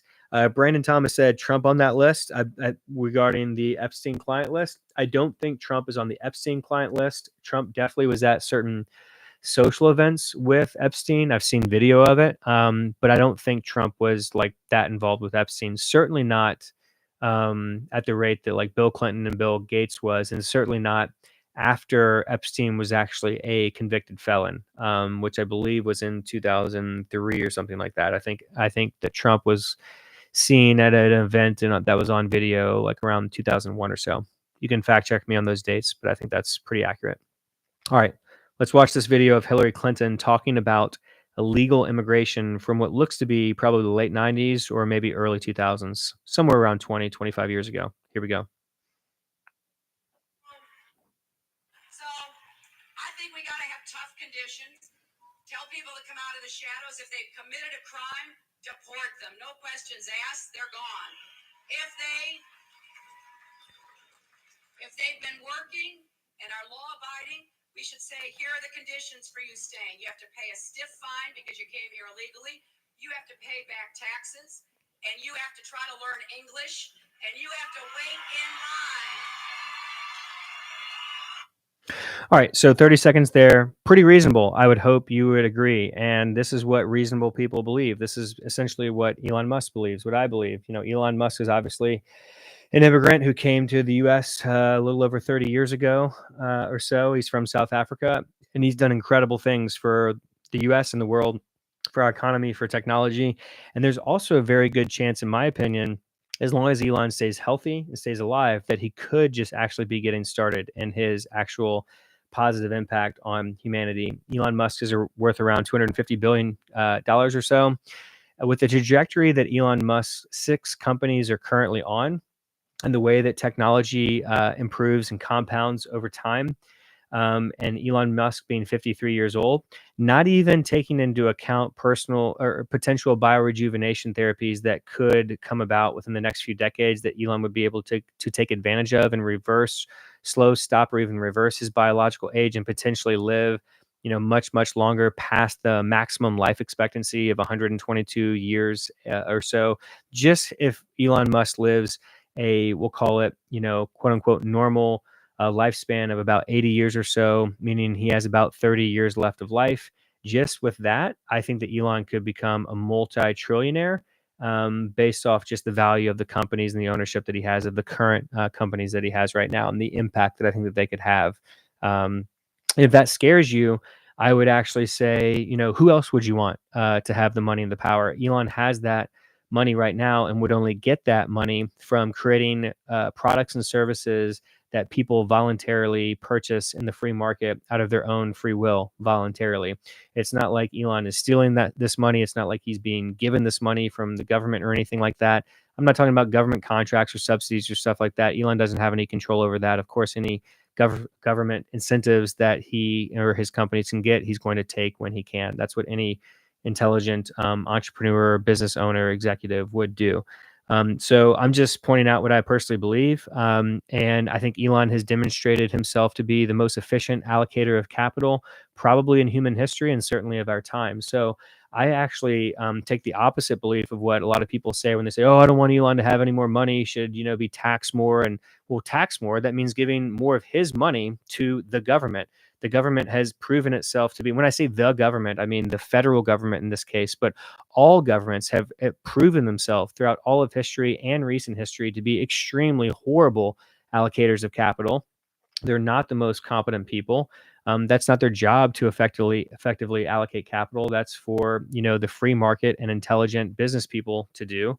And I think that Elon has demonstrated himself to be the most efficient allocator of capital, probably of all time. So I actually want Elon to have more money, more power, more resources, and that's why I'm so excited of Trump becoming president, because Trump has said that he will put Elon at the head of the DOGE, DOGE, the Department of Government Efficiency. And if I think about what Elon has done at all the companies, and Elon acquiring Twitter 2 years ago, and ultimately firing over 80% of the Twitter staff, just hilarious, right? These people were just so worthless, so much dead weight.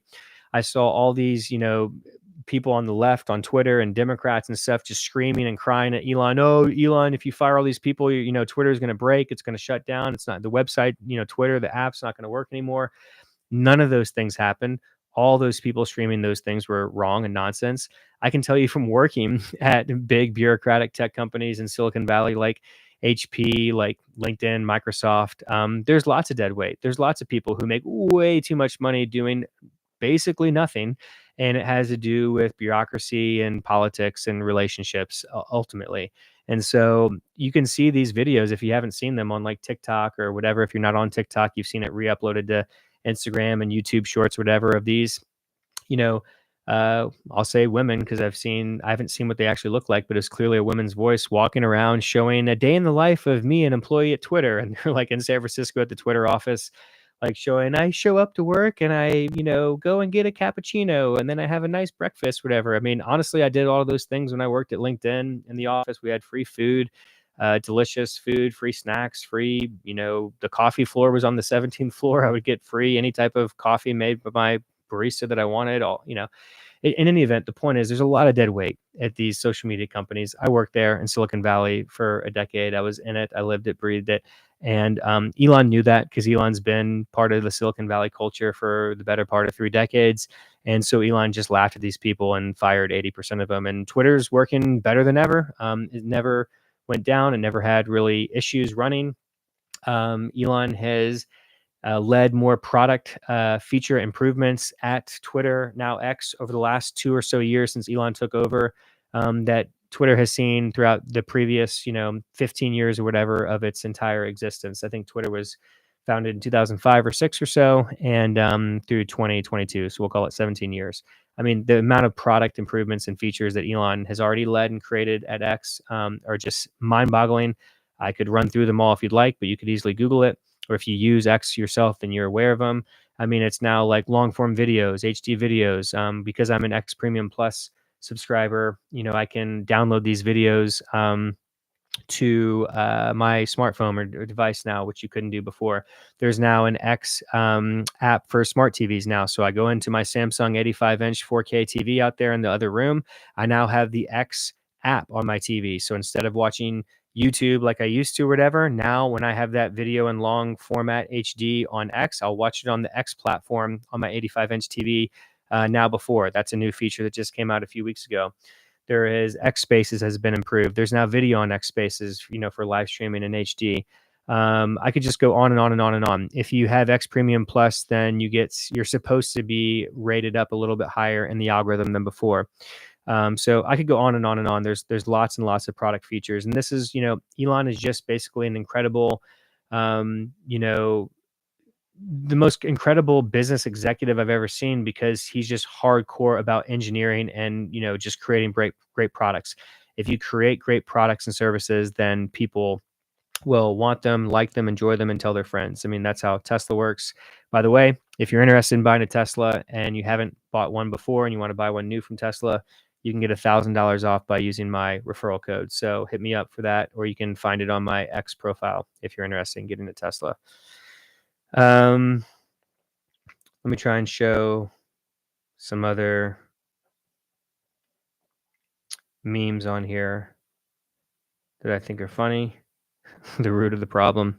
This is pretty good. Yeah. So basically, if you don't understand this meme, lots of other countries have lots of guns, not just the US, but they don't have the same level of um, gun violence that we do have, which, by the way, most of it's gang violence. Joe Rogan and JD Vance actually talked about this. I watched that full podcast last night and this morning with my wife on our 85-inch TV so that we could really take it all in. And I didn't want to just listen. I wanted to actually watch and try to take in as much of it as possible. And they talked about SSRIs, serotonin reuptake inhibitors, and the prescription SSRIs of many of the young boys, who are mainly white young boys, who have done a lot of these school shootings over the last 20 years or so in the US, and the correlation there, which JD Vance I was shocked, not aware of that. But yeah, that's been well known for a long time. So that's why it has the pills here with the guns.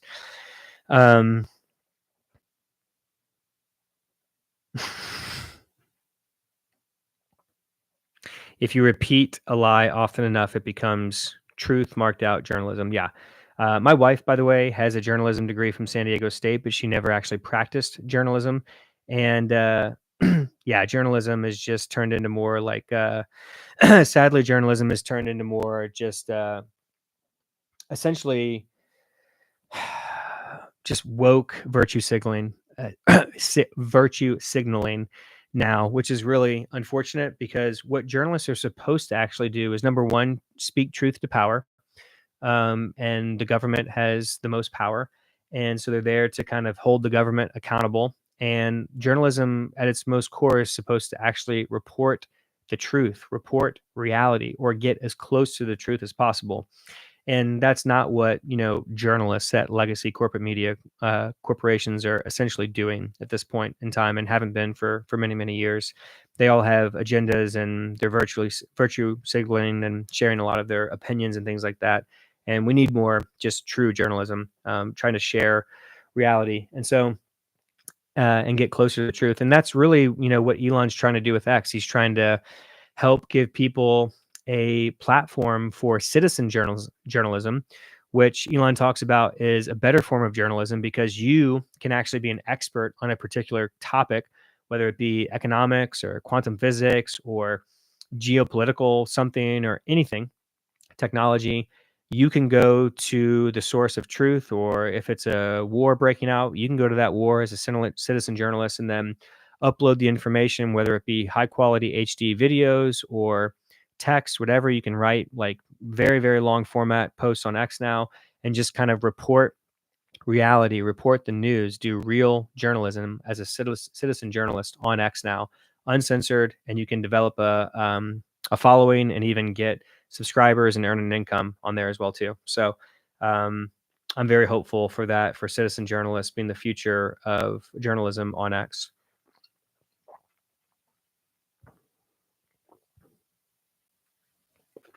They aren't arresting Ghislaine Maxwell's clients, because they are Ghislaine Maxwell's clients. Ghislaine Maxwell's clients. Who are they? I call them the powers that shouldn't be. By the way, Epstein clearly didn't kill himself. I've listened to Jeffrey Epstein's brother, Michael Epstein, on a couple of different interviews. I know Patrick Bet-David interviewed him on one. Patrick Bet-David, if you're not aware, is a pretty great podcaster, in my opinion, and I learned of him years ago, over a decade ago, from his YouTube channel, Valuetainment. He's a successful business person. He ran his own insurance company and sold it for, I think, a couple $100 million or so, and has been doing this Valuetainment and PBD, Patrick Bet David podcast, which is on YouTube, and I really like the interviews and content that he puts out.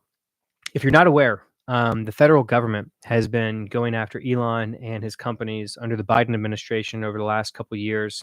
And here is a list right here of all of the investigation and oversight of Mr. Musk's companies, and are increasingly facing regulatory battles and overlapping federal investigations from all corners of the government. So this is what it looks like. Look at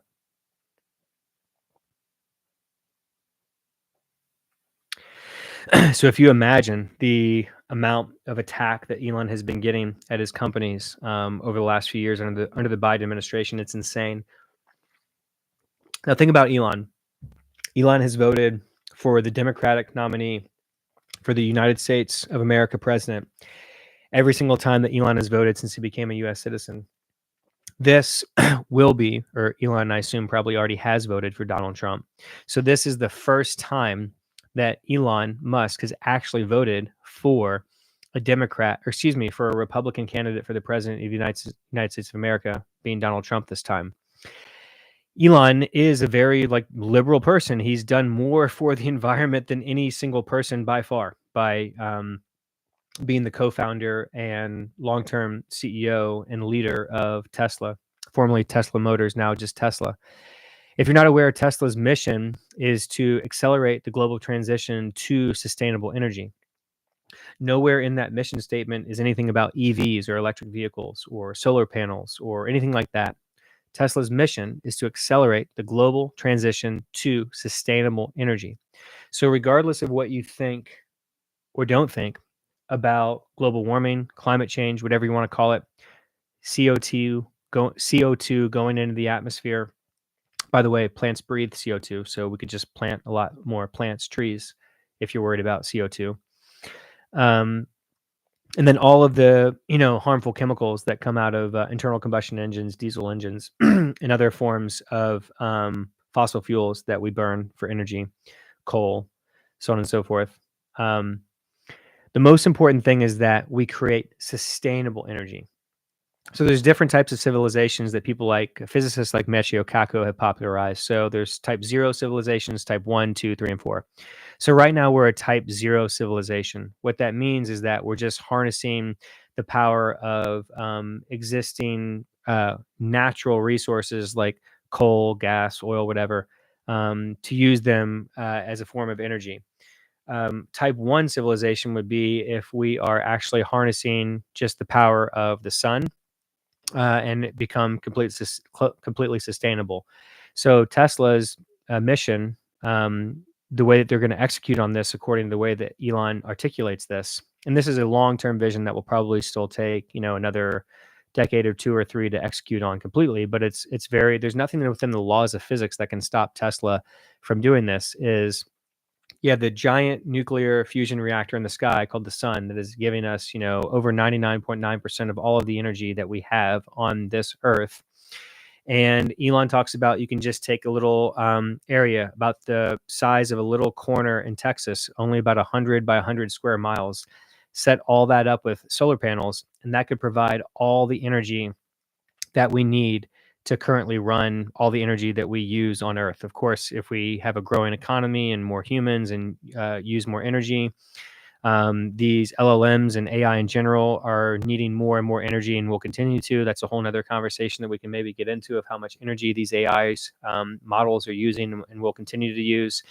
And some of the investments that some of the big tech companies like Amazon and Microsoft and Alphabet, Google, are making in nuclear plants to fund to provide the energy for these AI plants and stuff like that. But the point is that you can just use solar, and then you can have batteries to store that solar, and then make all the energy, not just vehicles, but everything. So, we're talking about scooters, bicycles, not just forms of transportation, but also, chainsaws, just power drills, electronics, all forms just being completely electrical.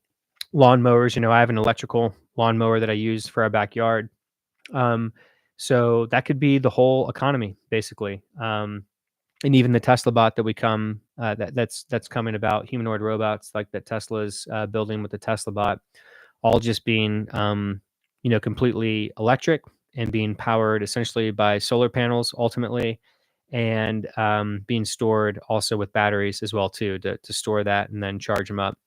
And so for people who worry about the grid, oh, we don't have enough on the electrical grid to do that. Of course, we don't right now, but that's why we need to continue to build out the electrical grid to get to there, because that's the solution to creating a sustainable economy.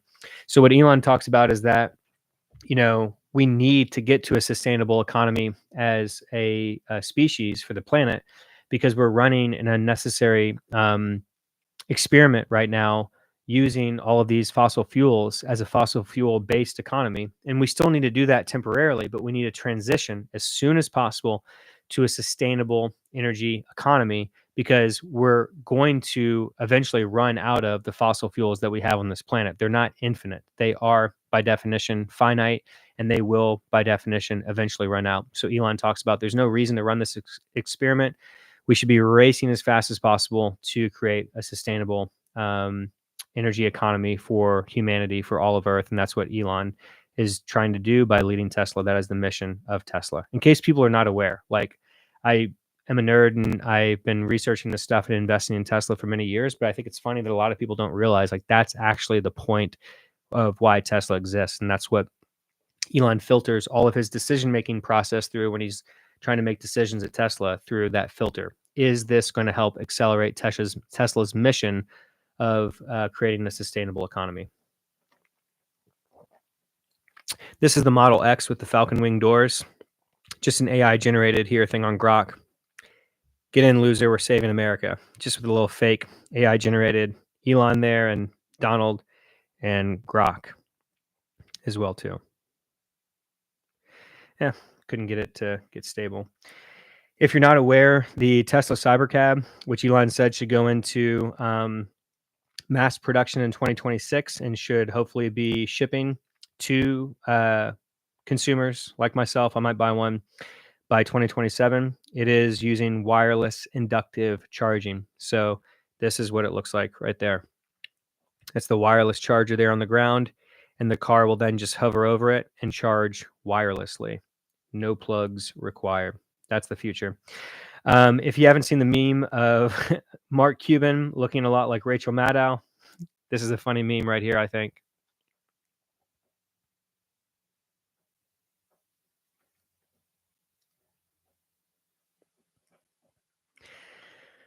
They look pretty similar.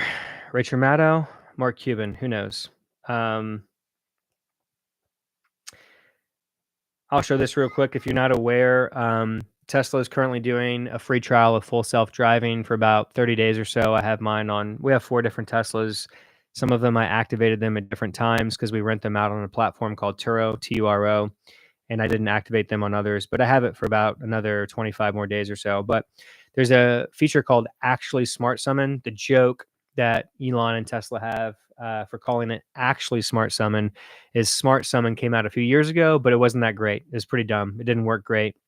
And so now they have improved it. It works great, in my opinion. So they call it Actually Smart Summon, or ASS, ASS for short. And so basically the car will drive itself in parking lots, is what it's intended for. I don't believe it goes over 6 miles an hour. I think that's the cap. And you control it with the phone. So my wife and I went to a church event on October 20th with my wife's parents and our kids. And after we left the event, it was like a Oktoberfest event. Had some beer, had some bratwurst, some sausages that were really good, some pretzels, some desserts, maybe a little bit too many. And we had some fun, some music, and it was a nice day. After that, we went out to the parking lot, and I used Actually Smart Summoner's ass to summon my Tesla to me, so we didn't have to walk to it in the parking lot. So I'll show you this video of it real quick. Pretty cool. This is the future. You're looking at the future is now, and eventually all these cars are going to be robots. I'll say this real quick before I show the video. What Elon says, and this is unequivocally true, it's very clear to me, and it should be very clear to you if you were paying attention, watching this video and watching the video I'm about to show you. Elon says that every car company globally, every OEM, original equipment manufacturer, automobile company needs to be electric and autonomous, or they will be bankrupt. Not just one or the other. It needs to be both. So, internal combustion engine, eventually bankrupt, and not too many years. If you're not autonomous, bankrupt, and not too many years. So, you don't necessarily have to create the autonomous software yourself as the OEM, but you would need to partner with an autonomous uh, software platform. So, for example, I believe Tesla by far is the leader in autonomy on the trajectory that they're at. Obviously, I know Tesla's not doing any robo taxis, paid rides yet, and Waymo is, and Cruise used to, and there's some in China, but none of those are generalized solutions. Those are all narrow solutions that Waymo has used, like LiDAR and radar and very expensive equipment that doesn't scale properly to do these. Tesla's solution is a solution that scales with their it's a generalized solution. There's over 7 million Teslas on the roads now. They're almost all completely capable of doing the full self-driving supervised autonomous driving, where the car pretty much drives itself, like on pretty much any road, not just in the US but in the world. And right now you just need to supervise it, so you don't even need to hold on to the wheel. You just kind of sit there and let the car drive itself. You can watch tons of videos like this on YouTube and X if you're not aware of this and haven't seen it, of zero intervention rides going on for 20, 30 minutes, even hours, of the car just driving itself on all these roads. You have to, of course, put in a destination in the navigation, and the car just takes you there. And so the level of intervention is coming down dramatically. And it's on software version 12.5.5 or something right now. And when software version 13, the next major release that comes out, Elon says it's going to be about 5 to 6 times less interventions per mile on version 13. So obviously that's a huge leap in the level of improvement and level of intervention. So you can see that this is happening sooner than people realize. And Elon announced at the Cybercab event on October 10th, 2024, just less than 2 weeks ago, that Tesla is most likely going to get regulatory approval for paid robotaxi, full self-driving, unsupervised rides in California and Texas. So what that means is that you'll actually have a Tesla autonomous car show up to wherever you designate it to come to using the Tesla robotaxi app, just like Uber or Lyft. And there won't be a human in the car when it shows up. The car will drive itself. There won't be a human in the driver's seat, and the car will take you to the destination that you have asked it to go to, just like an Uber or Lyft driver with no rider. Sometime next year, 2025, in California and Texas, with, of course, regulatory approval. So the future is going to be weirder than you think. If it doesn't happen next year, I think it will happen in 2026 for sure. We'll see. It's due to regulatory approval. If it doesn't happen in Texas or California, I could see it happening in China next year as well. And it's only going to keep getting better and better from there. And the cost is going to be incredible. So much, much less expensive than an Uber or Lyft ride. The most expensive part of the Uber or Lyft ride is by far the human that's driving you. It's about half of the entire cost of the ride, in case you're not aware of the economics of it. And the robotaxi market is about a $10 trillion market globally. So it's a massive, massive market to consider. So you want to always think about, with investing, the TAM, TAM is an acronym that stands for the total addressable market.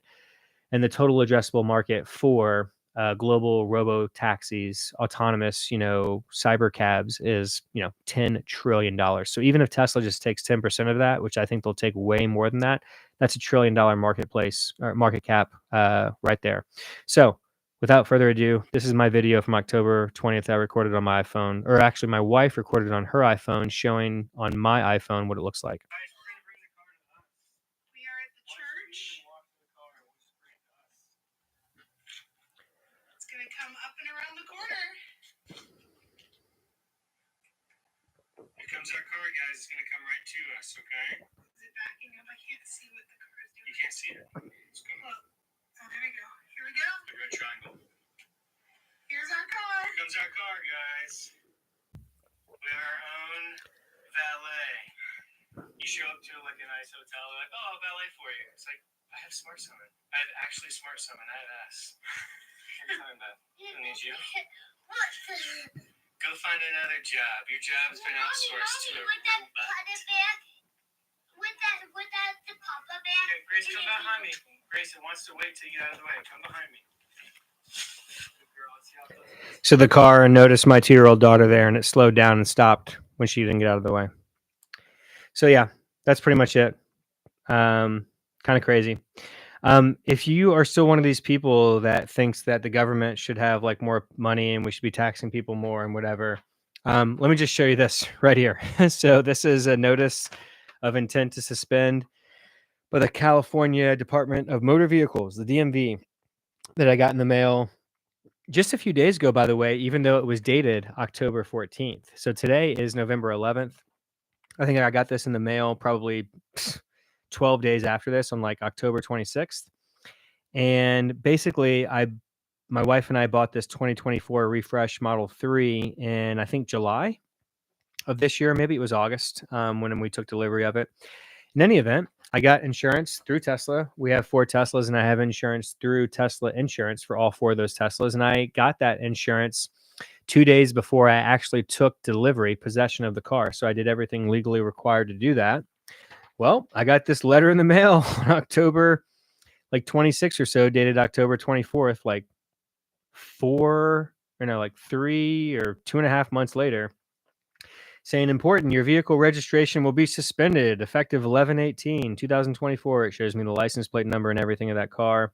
The Department of Motor Vehicles, DMV, currently does not have a record of insurance coverage for the vehicle listed above. Unless acceptable evidence of liability insurance is provided by the date shown above, the department will suspend registration pursuant to California Vehicle Code Section 40000.38. I did everything that I did in the past, with the other 3 Teslas that I purchased in the past 2 years to show that I have insurance on this vehicle. And basically, this is the government for you. And so they give you 4 options here of how to prove that you have insurance. I'll just go ahead and read this off to you. You might be wondering, what is the point? I'll get to the point. Access the DMV website, www.dmv.ca.gov. Go to suspended registration reinstatement proof of insurance submission, or mail the evidence of liability to blah, blah, blah, enclosed.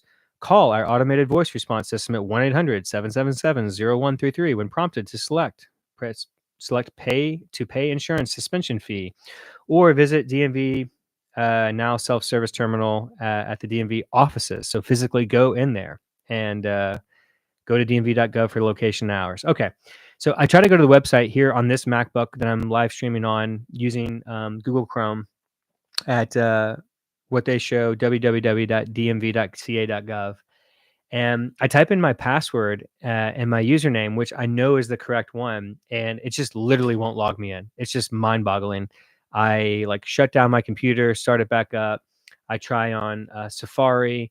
I try on Firefox. It's just not working on this computer. Lord knows why this is happening, but it's just the DMV. It's the government. Who knows? I even reset my password. The password actually resets, but it won't log me in. So then it says that there's another option, which is kind of interesting. It's this new, I don't know if the app is actually new. It's new to me.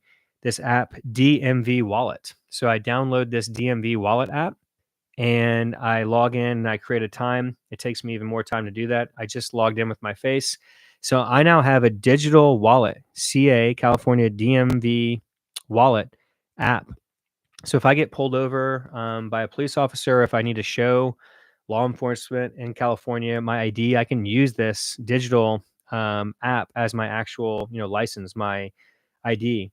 But I can't do that when I'm voting for the United States president because, that would be very bad and unethical, mind-boggling.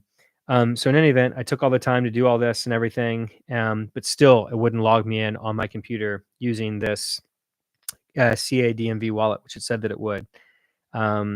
So then I go to my iPhone here and go to Safari, and I go to dmv.ca.gov, and I was finally able to log in. But once I logged in, it did show that my vehicle registration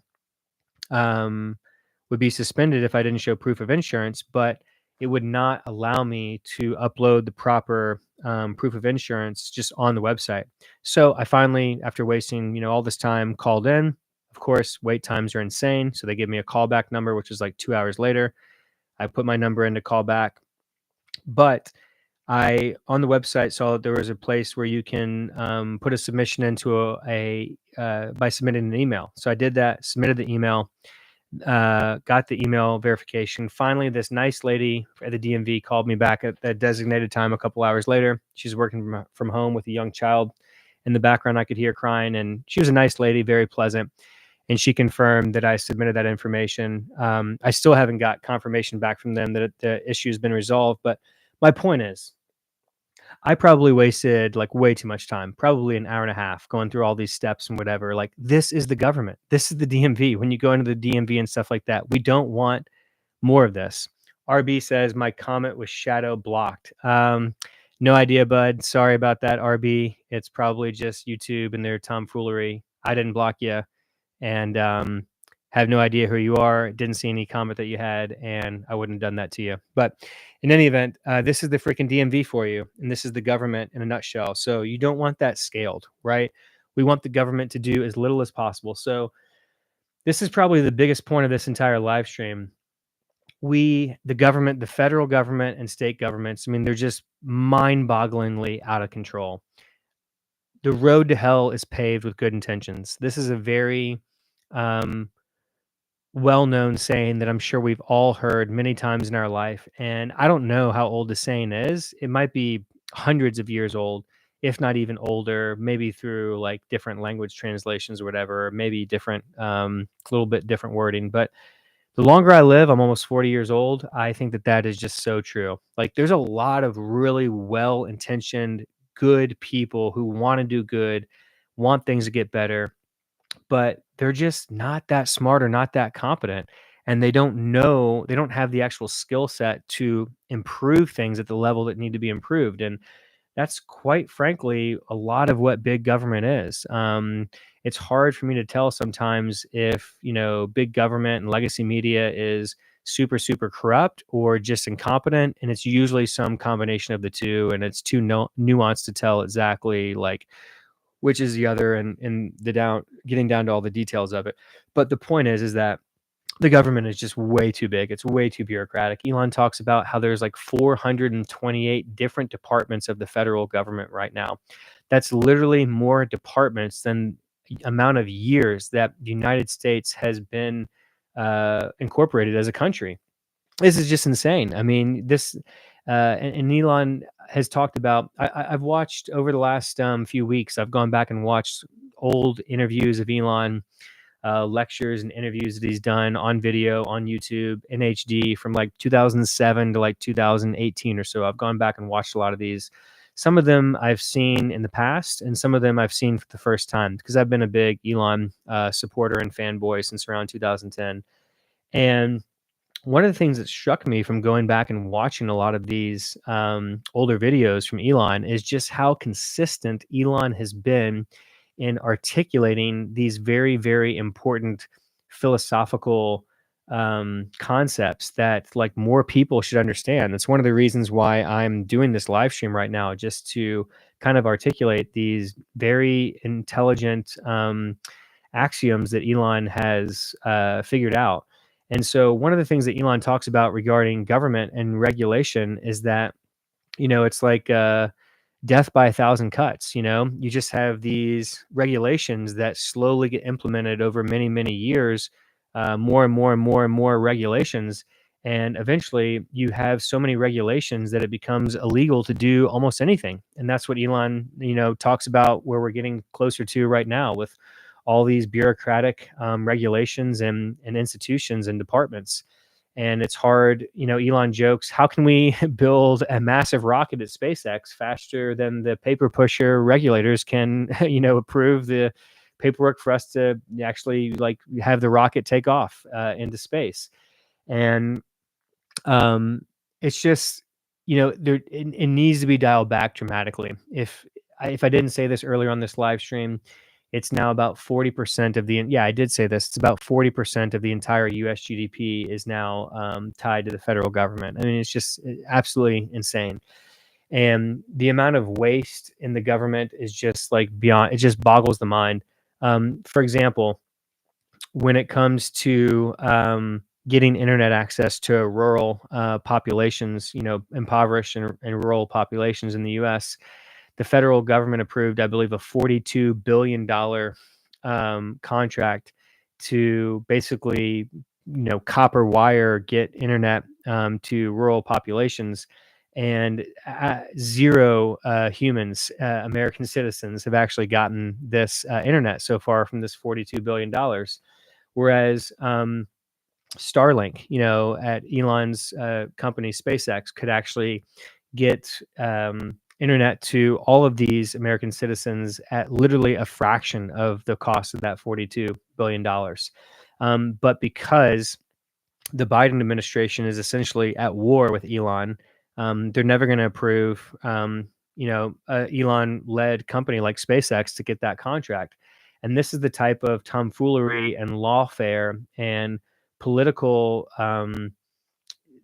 divisiveness is just destroying our country, and it needs to stop. And like I've said many times, I'm not a huge fan of Donald Trump. There's many things about Donald Trump that I really dislike. There's some things about him I do like. I think he's pretty funny and entertaining, but I don't like the fact that he's old and he's clearly out of touch in many ways. He's been a billionaire for decades, and doesn't know how to do a lot of things that the everyday common person knows how to do. And if Donald Trump actually does put Elon Musk at the head of the Department of DOGE, the Department of Government Efficiency, for Elon to kind of do what he did at Twitter by getting rid of all the dead weight who are not being productive, and clean house of a lot of wasteful, like just untold wasteful spending. You can see inflation, the cost of goods and services, and just everyday cost of living when it comes to housing, education, healthcare, energy costs, schooling for our children. All of those can come down dramatically in a relatively short period of time, just a couple of years or so. And Elon, at one of these events that Elon did at his live event in Pennsylvania, Elon talked about more details about DOGE, the Department of Government and Efficiency. And because somebody in the crowd was asking Elon, and Elon said that he wants to be compassionate when it comes to laying off a lot of these federal employees who are shown to basically not be pulling their weight and have a justifiable job that's actually adding enough value. And Elon said that he doesn't want to like destroy their lives or anything and fire them and take away their jobs so they can't pay their mortgage or rent or whatever. He said that he'd want to give them like a 2-year severance, compassionate, allow them to stay on their feet and give them time to transition into the free marketplace to actually add value in the free marketplace, where most people should be. The federal government is just out of control with the amount of people and resources that are being devoted to the federal government and state government in the United States of America right now. It was never intended to be this way by our founders, and it just doesn't make sense. It's just way too much. The incentives are just way too screwed up.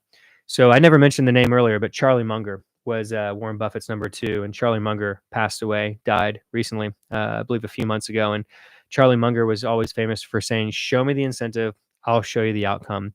And with all this government tomfoolery of subsidies, tariffs, taxes, all these government departments and things, you're basically screwing up all the incentives. You're destroying the market forces of the free market. You're destroying the pricing mechanism.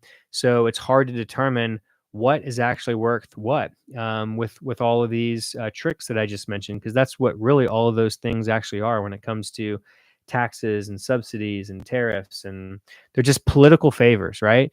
And so what I want is less and less and less political favors, less and less and less government, and more of just free market capitalism, voluntarism, where we can all just volunteer our time and our services to what we actually want to do.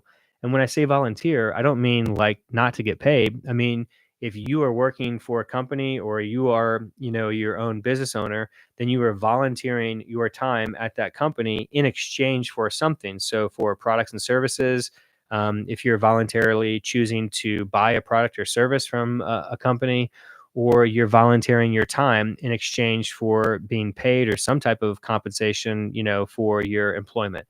So, if you think about what most of us do in our everyday life as adults, I'm not talking about children, we're volunteering our time and energy and effort either into buying products and services or contributing products and services, and we're not being forced to do that in that sense, except when the government gets involved. And so this is the example that I used earlier with the DMV. Like, so what do I mean by force? Well, they showed me in this document, the DMV said that if I don't basically jump through their little rigmarole hoops of the examples that I gave here of these four different examples, then they would suspend my registration and I wouldn't then be legally allowed to drive that 2024 Model 3 Tesla that I have unless I wasted my time doing those things. And I told you it wasted about an hour and a half of my time to do that. And I don't even have email confirmation yet that the issue has been resolved. And we'll see when I actually get that resolved. They say that I have until the 18th of November. So I'm hopeful that that will occur before then.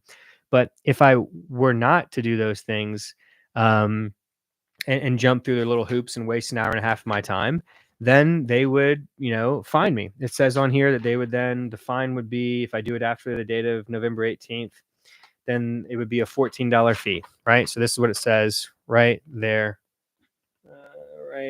$14 fee. And then it says what happens if I don't do it by a certain date. They would basically just, take away, suspend my registration and come after me. And eventually, if you play this out, if you don't pay them the money and you don't follow the rules, eventually you will either end up in jail. And how do they get you into jail? Well, they come to where you live or where you work. They find out, they meaning the government or a government entity, law enforcement, finds out where you live or where you work. And they will come there, men in costumes, law enforcement, police, SWAT team, whatever will come there, sheriff, whatever will come there with guns, and they will take you by force to put you in a cell. So this is what I mean by voluntarism. We want to limit government as much as possible. We want government to basically be the entity that's there to enforce the laws to protect our inalienable rights that we have promised to us by our Constitution. I'm talking about, in general for the United States of America. I could go even higher level for just what we aspire a government to be theoretically, not only globally, but even on other planets. Like, people have asked Elon, like, what would the ideal government be like on Mars once we have a human civilization on Mars? And Elon has answered that to be a direct democracy instead of what we have right now in the US is an indirect democracy, which is more of a representative democracy because of just the way that the civilization was in the 1700s when the US was founded. We didn't have the technological advancements, specifically with communications and automobiles that we have right now. So we had to have more of a representative direct democracy with, the electoral college and things like that. There's no reason to have things like that with our technologically advanced society. We can now have just a direct democracy where you just, vote for whoever it is that you want to represent you. And your vote should just count and it should just be a popular vote instead of all this electoral college type stuff. Sorry, just reading a text message from the wife real quick. So, in any event, without rambling on about the government stuff, we really need to scale back the government. And I'm really excited about what Elon can do as the head of DOGE, Department of Government Efficiency, if Trump is elected and Trump then actually puts Elon in a position of power at the head of DOGE. And I also want Elon to put RFK Jr. in a position of power to massively scale back the power and the corruption, specifically at the FDA regarding food and drugs. The pharmaceutical industrial complex is completely out of control, and so is the food industrial complex with all of the garbage chemicals that are in our food, poisoning our food supply. So many of these foods have just been known to cause chemicals that are in our food have been known to cause cancer for decades. They've been outlawed in the European Union and other first world countries for many decades. Yet there's still these food companies are putting these chemicals in our foods because they can, because they're cheaper and they allow the product to last longer on the shelves. So they increase their profits, plain and simple. There's whatever, conspiracy theorists who think that, they're trying to give us cancer and diseases and stuff like that. And I see why they believe that. And it's possible it could be true because then that does lead into the pharmaceutical industry. And I think it's complex, but for sure, I know that these food companies are putting a lot of these harmful chemicals into the food because they actually allow the food to last longer, which then allows them to increase their profits. Like seed oils, for example, are a preservative that allows the food to last longer, and they're way way cheaper than the more expensive, healthy oils like extra virgin olive oil and um, avocado oil and coconut oil, for example, which are way safer, way healthier, and way more expensive than the cheap seed oils like canola oil, palm oil, things like that. So yeah, I'm really, really excited about RFK Jr. Being put in a position of power because RFK Jr., like Elon, in case you're not aware, RFK Jr. has an extremely impressive track record of winning legal battles against corrupt corporations, specifically for environmental catastrophes. And so it's very impressive. If you don't know much about RFK Jr., I have been watching many long form podcasts of him for about almost 2 years or so since RFK Jr. started running, announced his candidacy for president back when he was running as a Democrat. And he started going on long form podcasts of, hour, 2 hour long podcasts where I'm able to actually listen to RFK Jr. articulate his beliefs in long format. And man, just really, really impressed. Yeah, he has a messed up voice, which is really sad and unfortunate, but he's extremely intelligent and he has a very, very good track record. When it comes to all the vaccine stuff and everything, I would just say the rabbit hole runs deep. There is a book that RFK Jr.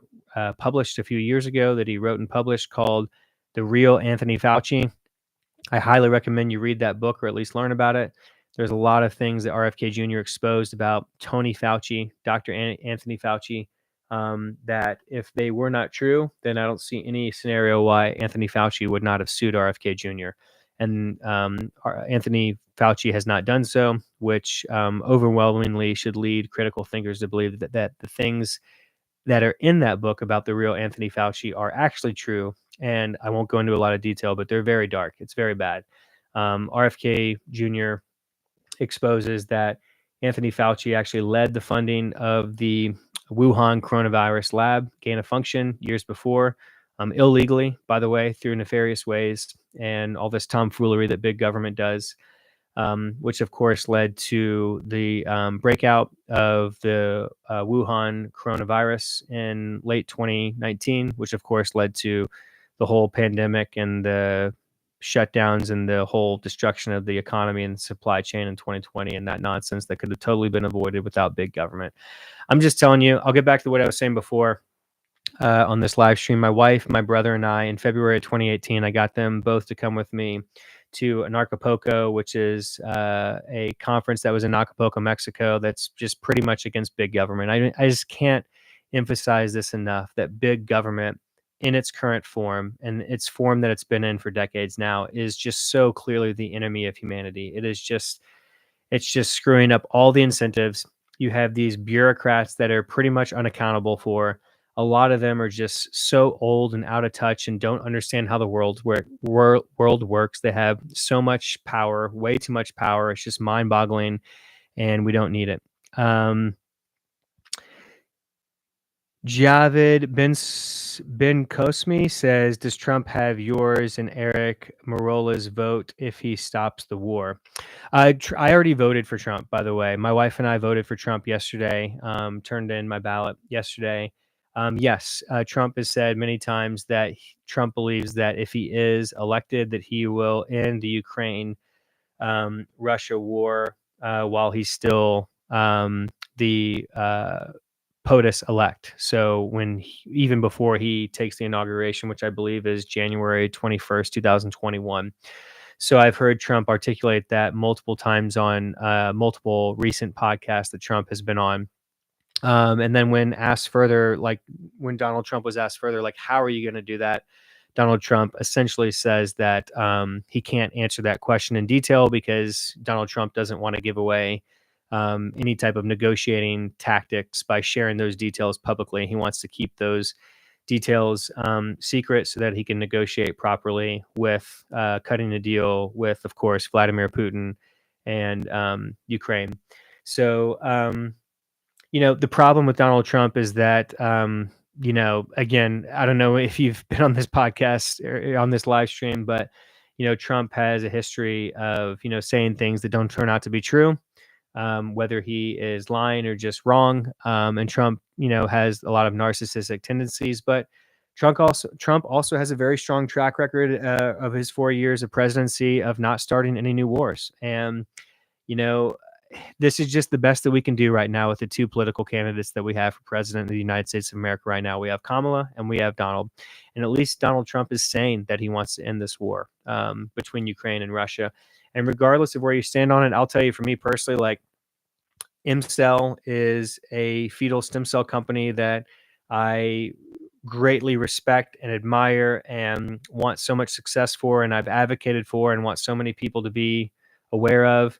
They're in Kiev, Ukraine, and I want them to be protected, and I want them to be around for a long time and advance and spread their technology to other entities and have the fetal stem cell treatment technology all around the world for anybody who wants it at an affordable price as soon as possible. And I will tell you that as much as people might disagree politically, we just can't have this war of Ukraine and Russia continuing with, the youth of Ukraine and Russia just continuing to needlessly, senselessly kill themselves and expend dramatic resources of human lives, young lives, with great potential, and all of our vast, vast military resources being depleted as well too. It needs to end.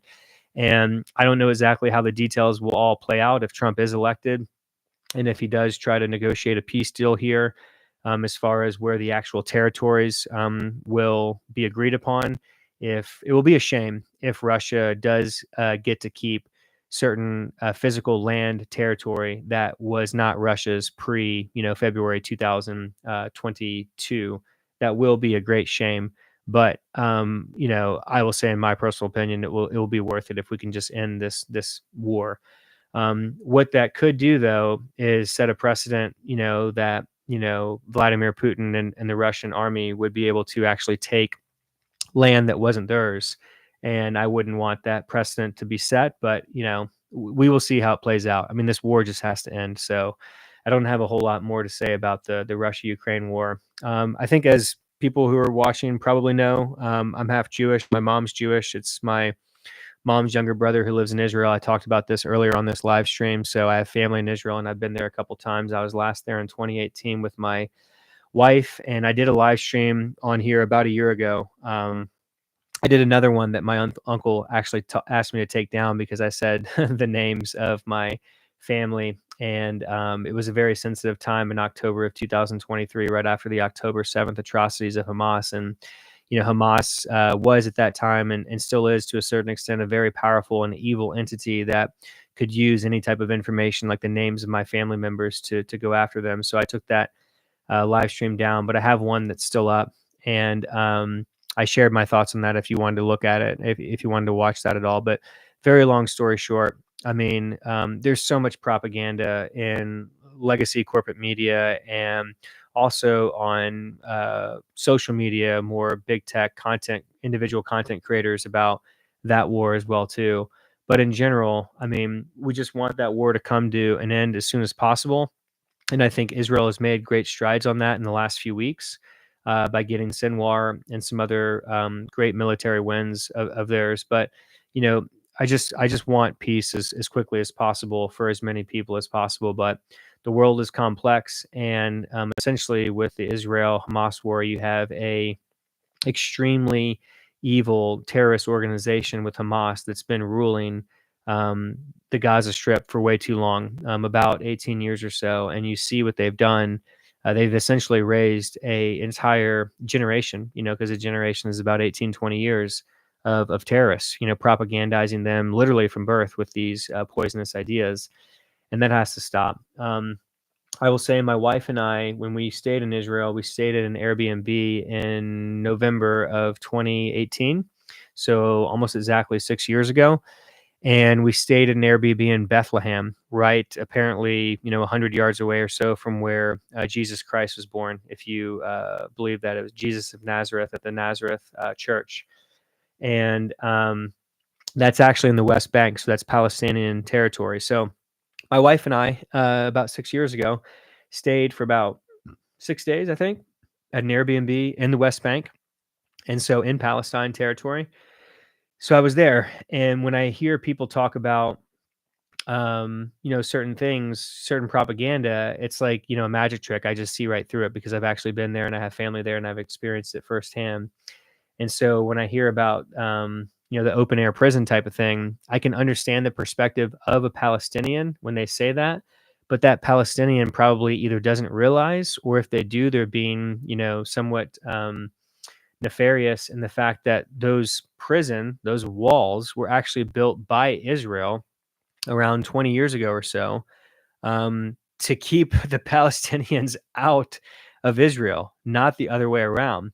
But the mind-bogglingly sad and comical thing of this whole thing, depending on how you look at it, whether it's sad or comical to you, it's a little bit of both, because sometimes you have to laugh so you don't cry, is that these Palestinians being ruled by Hamas and these terrorist organizations have kind of imprisoned themselves with their own horrible beliefs and mindset.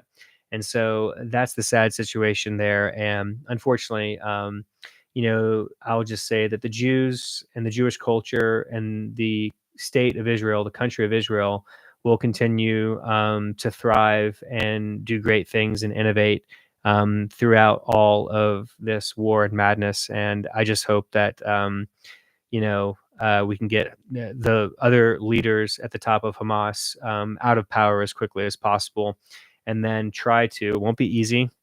It's complex and takes a lot of time, but try and just liberate the Palestinians as much as possible, to get them better quality leadership and resources, so they can live a more civilized life and not be ruled by these insane, terrorist organizations of Hamas. So I'm not going to chat a whole lot more about that at this time. So I've done about 2.5 hours. I just wanted to come on here and say a few things.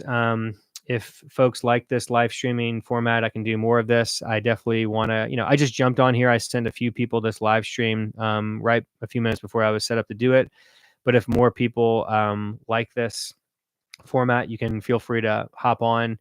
Sorry, Javid. I don't know how to pronounce your name, Javid. I'm happy to answer your question. Thanks for joining in here. All I was saying is that if people like this format, I can try and announce when I'm going to live stream with a little bit more notice, and then more people can jump on, and I'm happy to answer people's question. I could just do like a Q&A with people asking questions in the comments, and I can actually set up some OBS software, or I think Streamlabs. There's another software platform where I could bring other people in on video as well too, and let them come on and ask their questions via video. Because what I really want to do is build a community. I think that we're desperately lacking like real leadership, specifically in government. When it comes to the private sector, we have incredible leaders, Elon Musk being the best, in my opinion, by far. And I'm constantly learning from Elon Musk and his companies on, YouTube and X, following certain accounts to learn about various companies and the future of technology. And the future is just so exciting when it comes to advancements in technology, whether that be, robo taxis, cyber cabs, driverless cars. That's going to save incredible lives, improve the economy by freeing up your time, your energy. People talk about the number one resource of yours being your time, That's true, but I would actually take it a step further, and it's actually your attention. Because right now, if you're watching this, you're using your time to watch this. But if you're actually watching and listening, then I have your attention. I have the number one thing right now that we hold most dire and valuable to us, which is our attention. And it's something that you can never get back.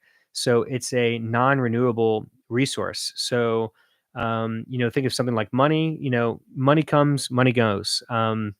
You can always earn more money, and but attention is something that you only have at one particular time and you can never get back. And so we're in an attention economy, and somebody like Elon Musk just takes so much of my attention because he's earned it, because he has that track record of success that's just like mind-boggling at the companies that he's led.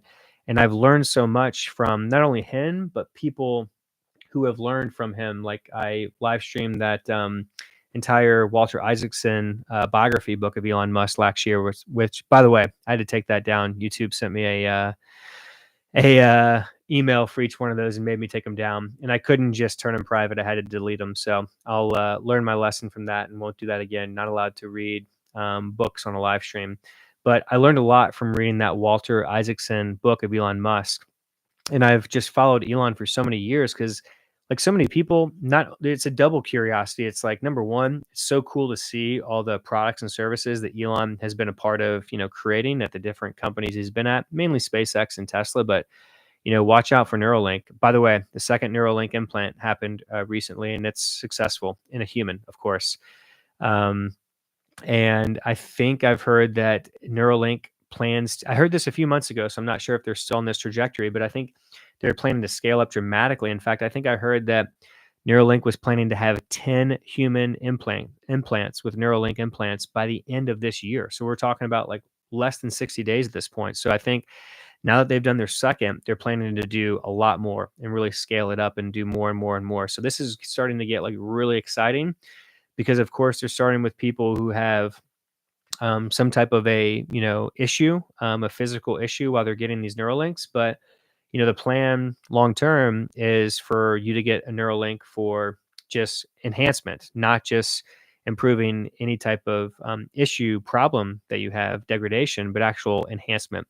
And I don't think most people have any idea about the potential benefits of a neural link, an implant in your brain. I mean, you could literally see in radar, you can see in lidar, you can see, you can just have so many improvements. We could all communicate telepathically. I mean, if you look at Elon's true range of the different six companies that he has control over right now, I mean, I imagine a future that might maybe isn't too far off, maybe only a few years, where you have a neural link implant in your brain, and you just literally think about sending off your cyber cab into the robotax, the cyber cab that you own and you paid for. You just literally think about putting it in the robocab fleet. You say, I want to turn it on, and I want to turn it on for the next 6 hours to go off and make me money in this area. And it goes off with the Tesla, cyber cab or robotaxi fleet, and makes you a bunch of money. And you can, whenever an intervention comes in where it needs, human cognition or help, whatever, then you just get a notification, whatever. And then you can, just add your consciousness in there to help it out if the little robot gets stuck. And that could be how you're making money. And the person in the and all this could be done over Starlink, which is the satellites that SpaceX is shooting up into the earth. And Starlink will just get better and better and better from a technological standpoint, from the amount of internet service at the download and upload speed that it will provide, and the cost will just come down lower and lower and lower, to it could eventually take over like the entire internet, like the whole internet globally. Eventually, with enough time, could just basically become Starlink, because SpaceX essentially has a monopoly on spaceflight with the rapid reusable rockets is really the key. What Elon has talked about to make life multiplanetary, and it's also about for launching satellites, of course, getting that payload. The amount of mass that you can get payload into orbit is really the most important thing. And so they're just sending up all these Starlink satellites into space, and it's just really exciting to think about that. And I think that this one guy, like, and some people who don't know Elon in the way that I believe that I do, like, obviously I've never met the guy, but I've just researched him so much. Like, people can only fake it so well. Like, this guy is really, really deeply driven to help humanity at a scale and a level that most people can't comprehend. And it's one thing if you want to do good, but do you actually do good? What's your track record? And his track record is insane. So my point is, I want Elon Musk to have more power, more resources to execute on his vision, because if we can have this one guy who's helping out humanity so much through all of his different companies be able to do all these different things to help us improve our life and improve our productivity and our economy, um, it's just really, really exciting. So yeah, just to kind of close up what I was saying before, put a ribbon on this idea that I was having before, is that the person that's in the cybercab, Tesla Robotaxi, could also be using Starlink for their internet, driving around autonomously and doing whatever they want in the car, whether they're sleeping, meditating, talking with friends, playing a live stream video game, or watching something on the screen, like a movie or a TV show. It's a 21-inch screen that's in the Cybercab that Elon and Tesla announced at the Warner Brothers studio in Burbank, California on October 10th, 2024, less than 2 weeks ago. And that 21-inch screen is the largest screen in any of the Teslas. I believe the Model 3 and Model Y that I have are 15.4 inches. The Model X and S, which are the luxury, sedan and SUV, are I believe 18 inches. And I think the Cybercab, or excuse me, I believe the Cyber truck is 20 inches, I think. And this Cybercab they released is 21 inches. So it's a big immersive screen. Or you could be working in it, but you could be doing all that over Starlink eventually. Right now, they're just using 5G in the newer model Teslas. I think all four of my Teslas are 5G. I have a 2022 Model 3 long range, a 2023 standard range Model 3, a 2023 standard range all-wheel drive Model Y from the Tesla factory, which with the 4680 cells, and then I also have the 2024 refreshed rear wheel long range, which is the longest range of any of the Model 3, Model Y models at 363 miles to a full charge when I got it. So all those are using 5G, and I'm not sure what service provider that's through, whether it's T-Mobile or AT&T or Verizon. I'm not sure actually on that, but I think eventually it's all going to be on Starlink. And you could be on X. So Elon has the platform as well too now, with formerly Twitter X, to be communicating. So we might all be using Starlink as our internet, using Neuralink plugged in to communicate over the platform of X, because Elon's long-term vision for X is the everything app. So if you're not aware of this, Elon wants to turn it into like literally everything, including like banking. You can have like a CD on that account, depending on what the interest rates are at the time. You could, all financials. So you could have your, 401k, IRA, brokerage account and everything on X. That's eventually, what Elon wants to do long-term with it.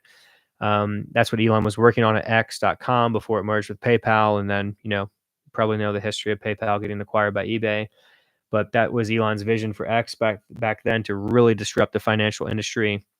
Elon put that on hold when he sold PayPal to then found SpaceX in 2001, and then co-founded Tesla Motors in 2003. By the way, since I'm talking about some of this stuff, a lot of people don't realize like the history of Tesla. So I'll go over that extremely briefly.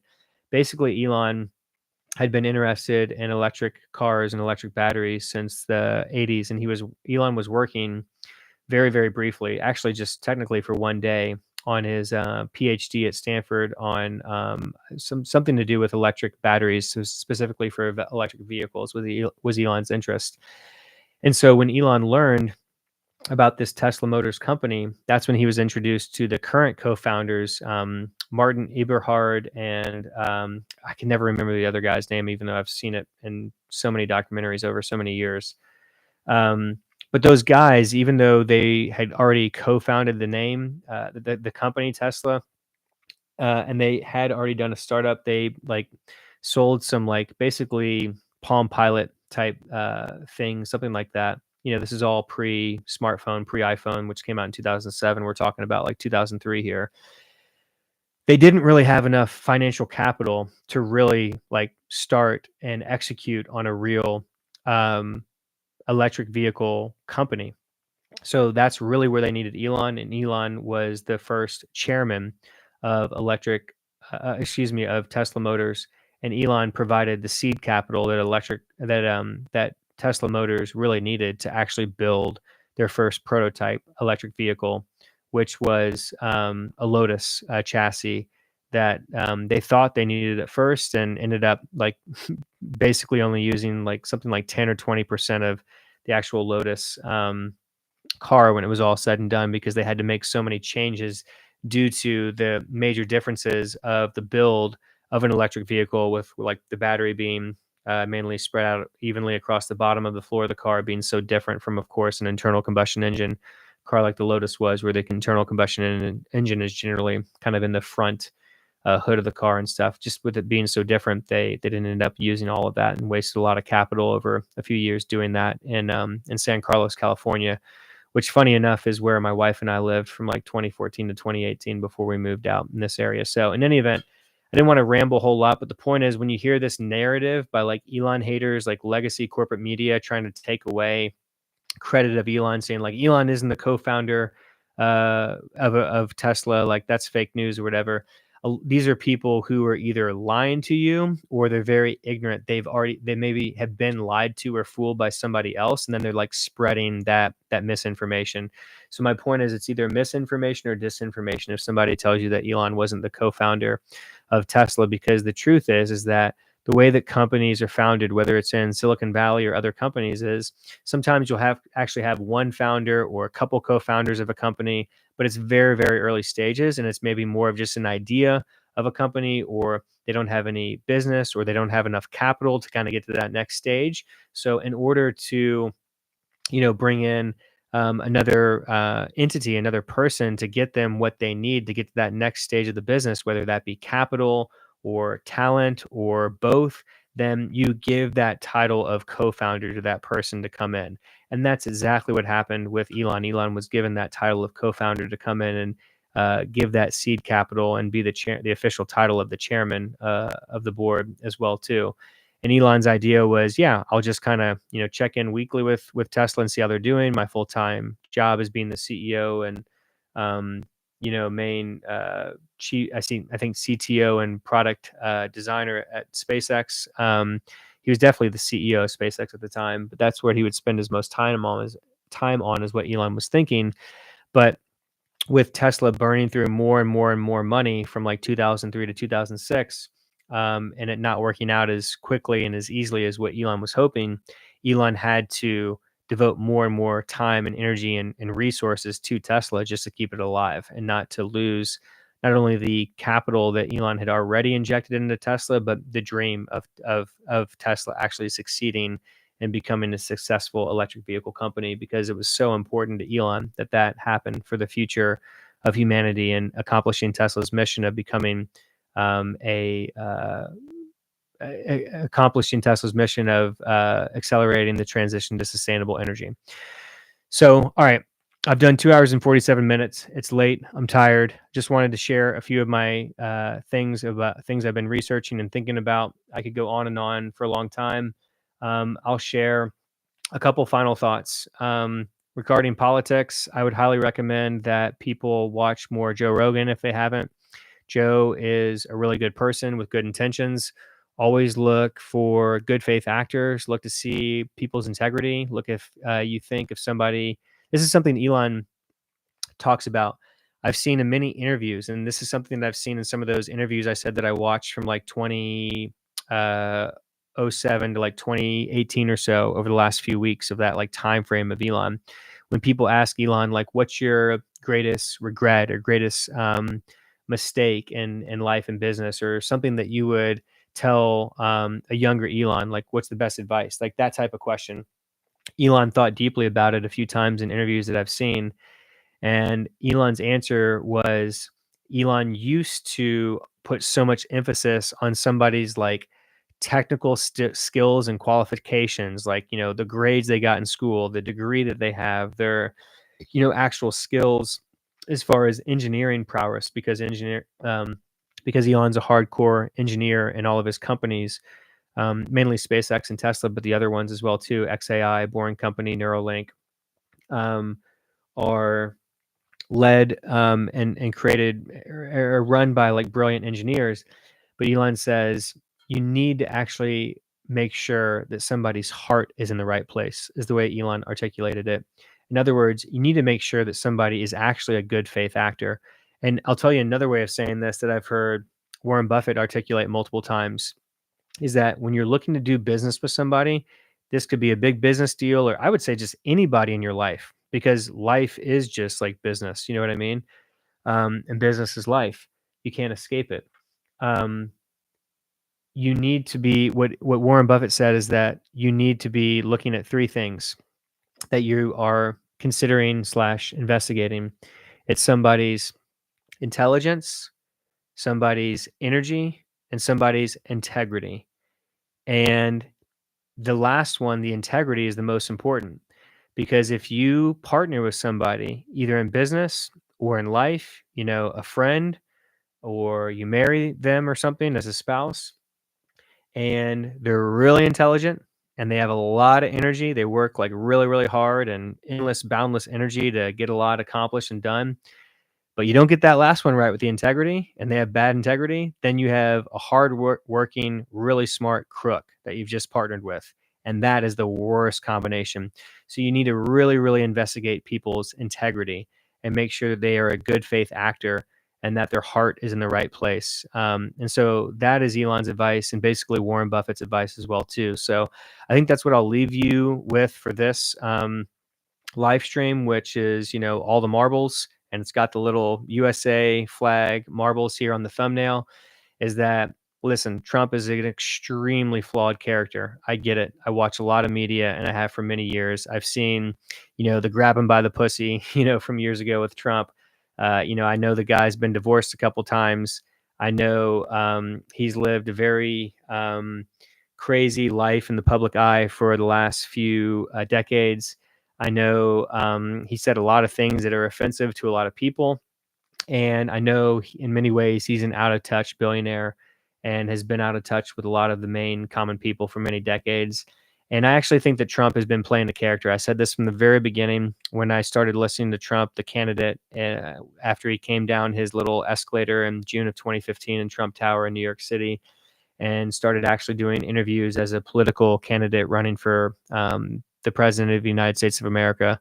I remember I was working in San Francisco at the time at lynda.com and eventually LinkedIn. And I was commuting back and forth about an hour from San Carlos on the Caltrain to San Francisco, back and forth about an hour every day. And I'd kind of watch on YouTube on my iPhone with my little headphones plugged in on the Caltrain and driving in the car and walking, to and from the office. What is the latest interviews that Trump's doing now? Like, it's just so fascinating and entertaining to see. RB, yes, I can see this comment. Yes, I can. So I was kind of like, what is this crazy, Donald Trump guy saying now? And he was just saying things that no other political candidate running for the U.S. president was saying. He was talking about how our infrastructure is a joke and just completely decimated and awful and needs to be improved, and it's a laughing stock in America, which is totally true. I'm like literally driving on like crumbling California roads, and the wealthiest, place in pretty much the whole world in Silicon Valley has these horrible roads I'm riding on. And he's talking about our crumbling infrastructure and bridges and airports and everything in America, and how he travels to all these other countries in the Middle East and Asia, and their airports are, state of the art and beautiful, and how it's a laughing stock and it's horrible. And he was right. But I never heard any other political candidates for president talk about that. And the reason is so obvious and simple. If you're not aware, I'll go ahead and tell you. It's because all the other political candidates in basically my lifetime, except for Ross Perot, who was very, very, that was when I was like, I'm born in 85. So he ran, in 91, 92. Or sorry, yeah, 91, 92, that against George Herbert Walker Bush as the incumbent. And of course, Bill Clinton won and came into office in January of 93. But if you go back and you watch Ross Perot videos on YouTube, you can still find them unless YouTube has taken them down. You can find them somewhere if you want. Ross Perot took out a 30-minute ad during the halftime of the Super Bowl back in '92, I believe. And did his little before PowerPoint, his little, presentation with his little, wand or whatever, and his big old whiteboard, talking about the giant sucking sound and go down to Mexico with all our jobs, whatever.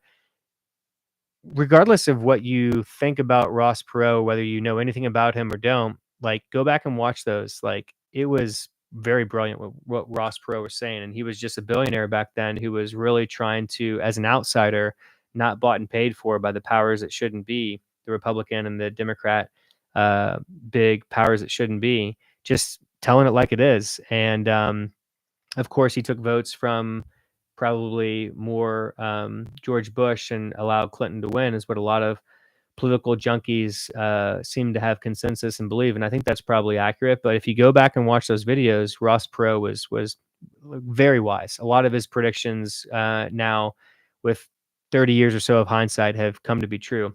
In any event, my point is, regardless of Ross Perot, the only other two political candidates who have run and got to the level of getting on corporate legacy media on, video and stuff, and actually in legacy like media, whether it be online or in newspapers like New York Times and Wall Street Journal and stuff like that, to have any actual real chance of becoming the president, who actually have integrity and are not completely bought and paid for, would be Ron Paul and Bernie Sanders.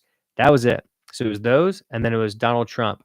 The difference with Donald Trump is that he was more like Ross Perot. He actually had the wealth to fund his own political campaign for presidency. So you could actually just hear on corporate legacy media videos in these interviews that they were happy to do with Donald Trump, mainly in 2015 and into early 2016, what Donald Trump actually believed. It was just a stream of consciousness of Donald Trump's beliefs, just kind of like I'm streaming my consciousness right now. And that was just so unusual and like nothing we had ever heard before, because every other political candidate at that level running for presidency is just completely bought and paid for by the corporate lobbyists who are telling them what to say, the puppeteers. And so all the rest of them were just puppets and are still just puppets. Like, Kamala is just a puppet. If you don't realize that, then you don't understand basic politics in America in 2024. This is why Kamala Harris is on video, on record, saying all sorts of crazy woke mind virus, far left things. I mean, she's been the most far left candidate. She's even more far left than Bernie Sanders on most issues. And it's all documented on video. I won't get into all of it right now, just due to the interest of time. If you're not aware of this, you can look it up, from, trans rights to immigration to all sorts of things. But yet now, over the last 2 months or so, that Kamala has been running as the Democratic candidate for president of the United States of America, Kamala all of a sudden doesn't believe all these sorts of things that she's been on record stating for, literally over a decade on video. And so you have to ask yourself, well, why is that? Did Kamala like drastically change her philosophical, deep held beliefs that she's so well documented stating on video over these years? No, of course she didn't probably change on many of these things. She's been instructed by the powers that shouldn't be, the puppeteers, her puppet handlers, of what she should say as the good puppet. She's just a puppet. And this is another thing that Elon has said, people, Donald Trump has been shot at by Thomas Crooks at his Butler, Pennsylvania rally, and almost attempted the assassination of that guy at the golf course, at the Trump golf course, a few weeks ago as well, too. But Elon said in the Tucker Carlson interview on video, and before that on X, I remember when Elon said that, nobody's tried to kill Biden or Kamala. And Elon's saying, I want to be clear. I'm not saying anybody should try and kill them. And I don't want people to misconstrue what I'm saying, and they still probably will. But Elon's saying that there's a reason why nobody's trying to kill Biden or Kamala, because like people know that they're puppets. They know that there's no point in killing the puppet. If you kill Biden or you kill Kamala, then the powers that shouldn't be will just install a new puppet to do their bidding. The point is that we don't want the powers that shouldn't be, the deep state. I don't like calling them the elites because I think that's too positive of a connotation of a word for these people. And I don't think that they're good people who are improving humanity. I think they're selfish, narcissistic people who only care about more money and power for themselves. So we want a person who is not part of that powers that shouldn't be. And even though Trump's been a billionaire for decades and he has been part of the quote unquote elite class by definition financially, and he has done business with a lot of these people, like I talked about earlier, Trump is, I showed the picture there with P. Diddy, and Trump was at an event with Jeffrey Epstein on video from 20 something years ago or something like that. Trump clearly, as you can tell, unless this is like the best longest term real life acting job ever between like Trump and all the powers that shouldn't be, Hillary Clinton to name one, for example, unless this is like the best acting job forever, then Trump clearly is not part of that powers that shouldn't be political class. And so what I'm just hoping for is that Trump will actually do the things that he said he's going to do campaigning here, or at least some of them, or at least try to do them as much as possible by putting like Elon in a position of power. So I could go on and on for quite a long time. I'm going to end it there because we're at 3 hours, and I appreciate everybody joining and anybody who watched this afterwards. Let me know in the comments what you think, and I will see you on the next one.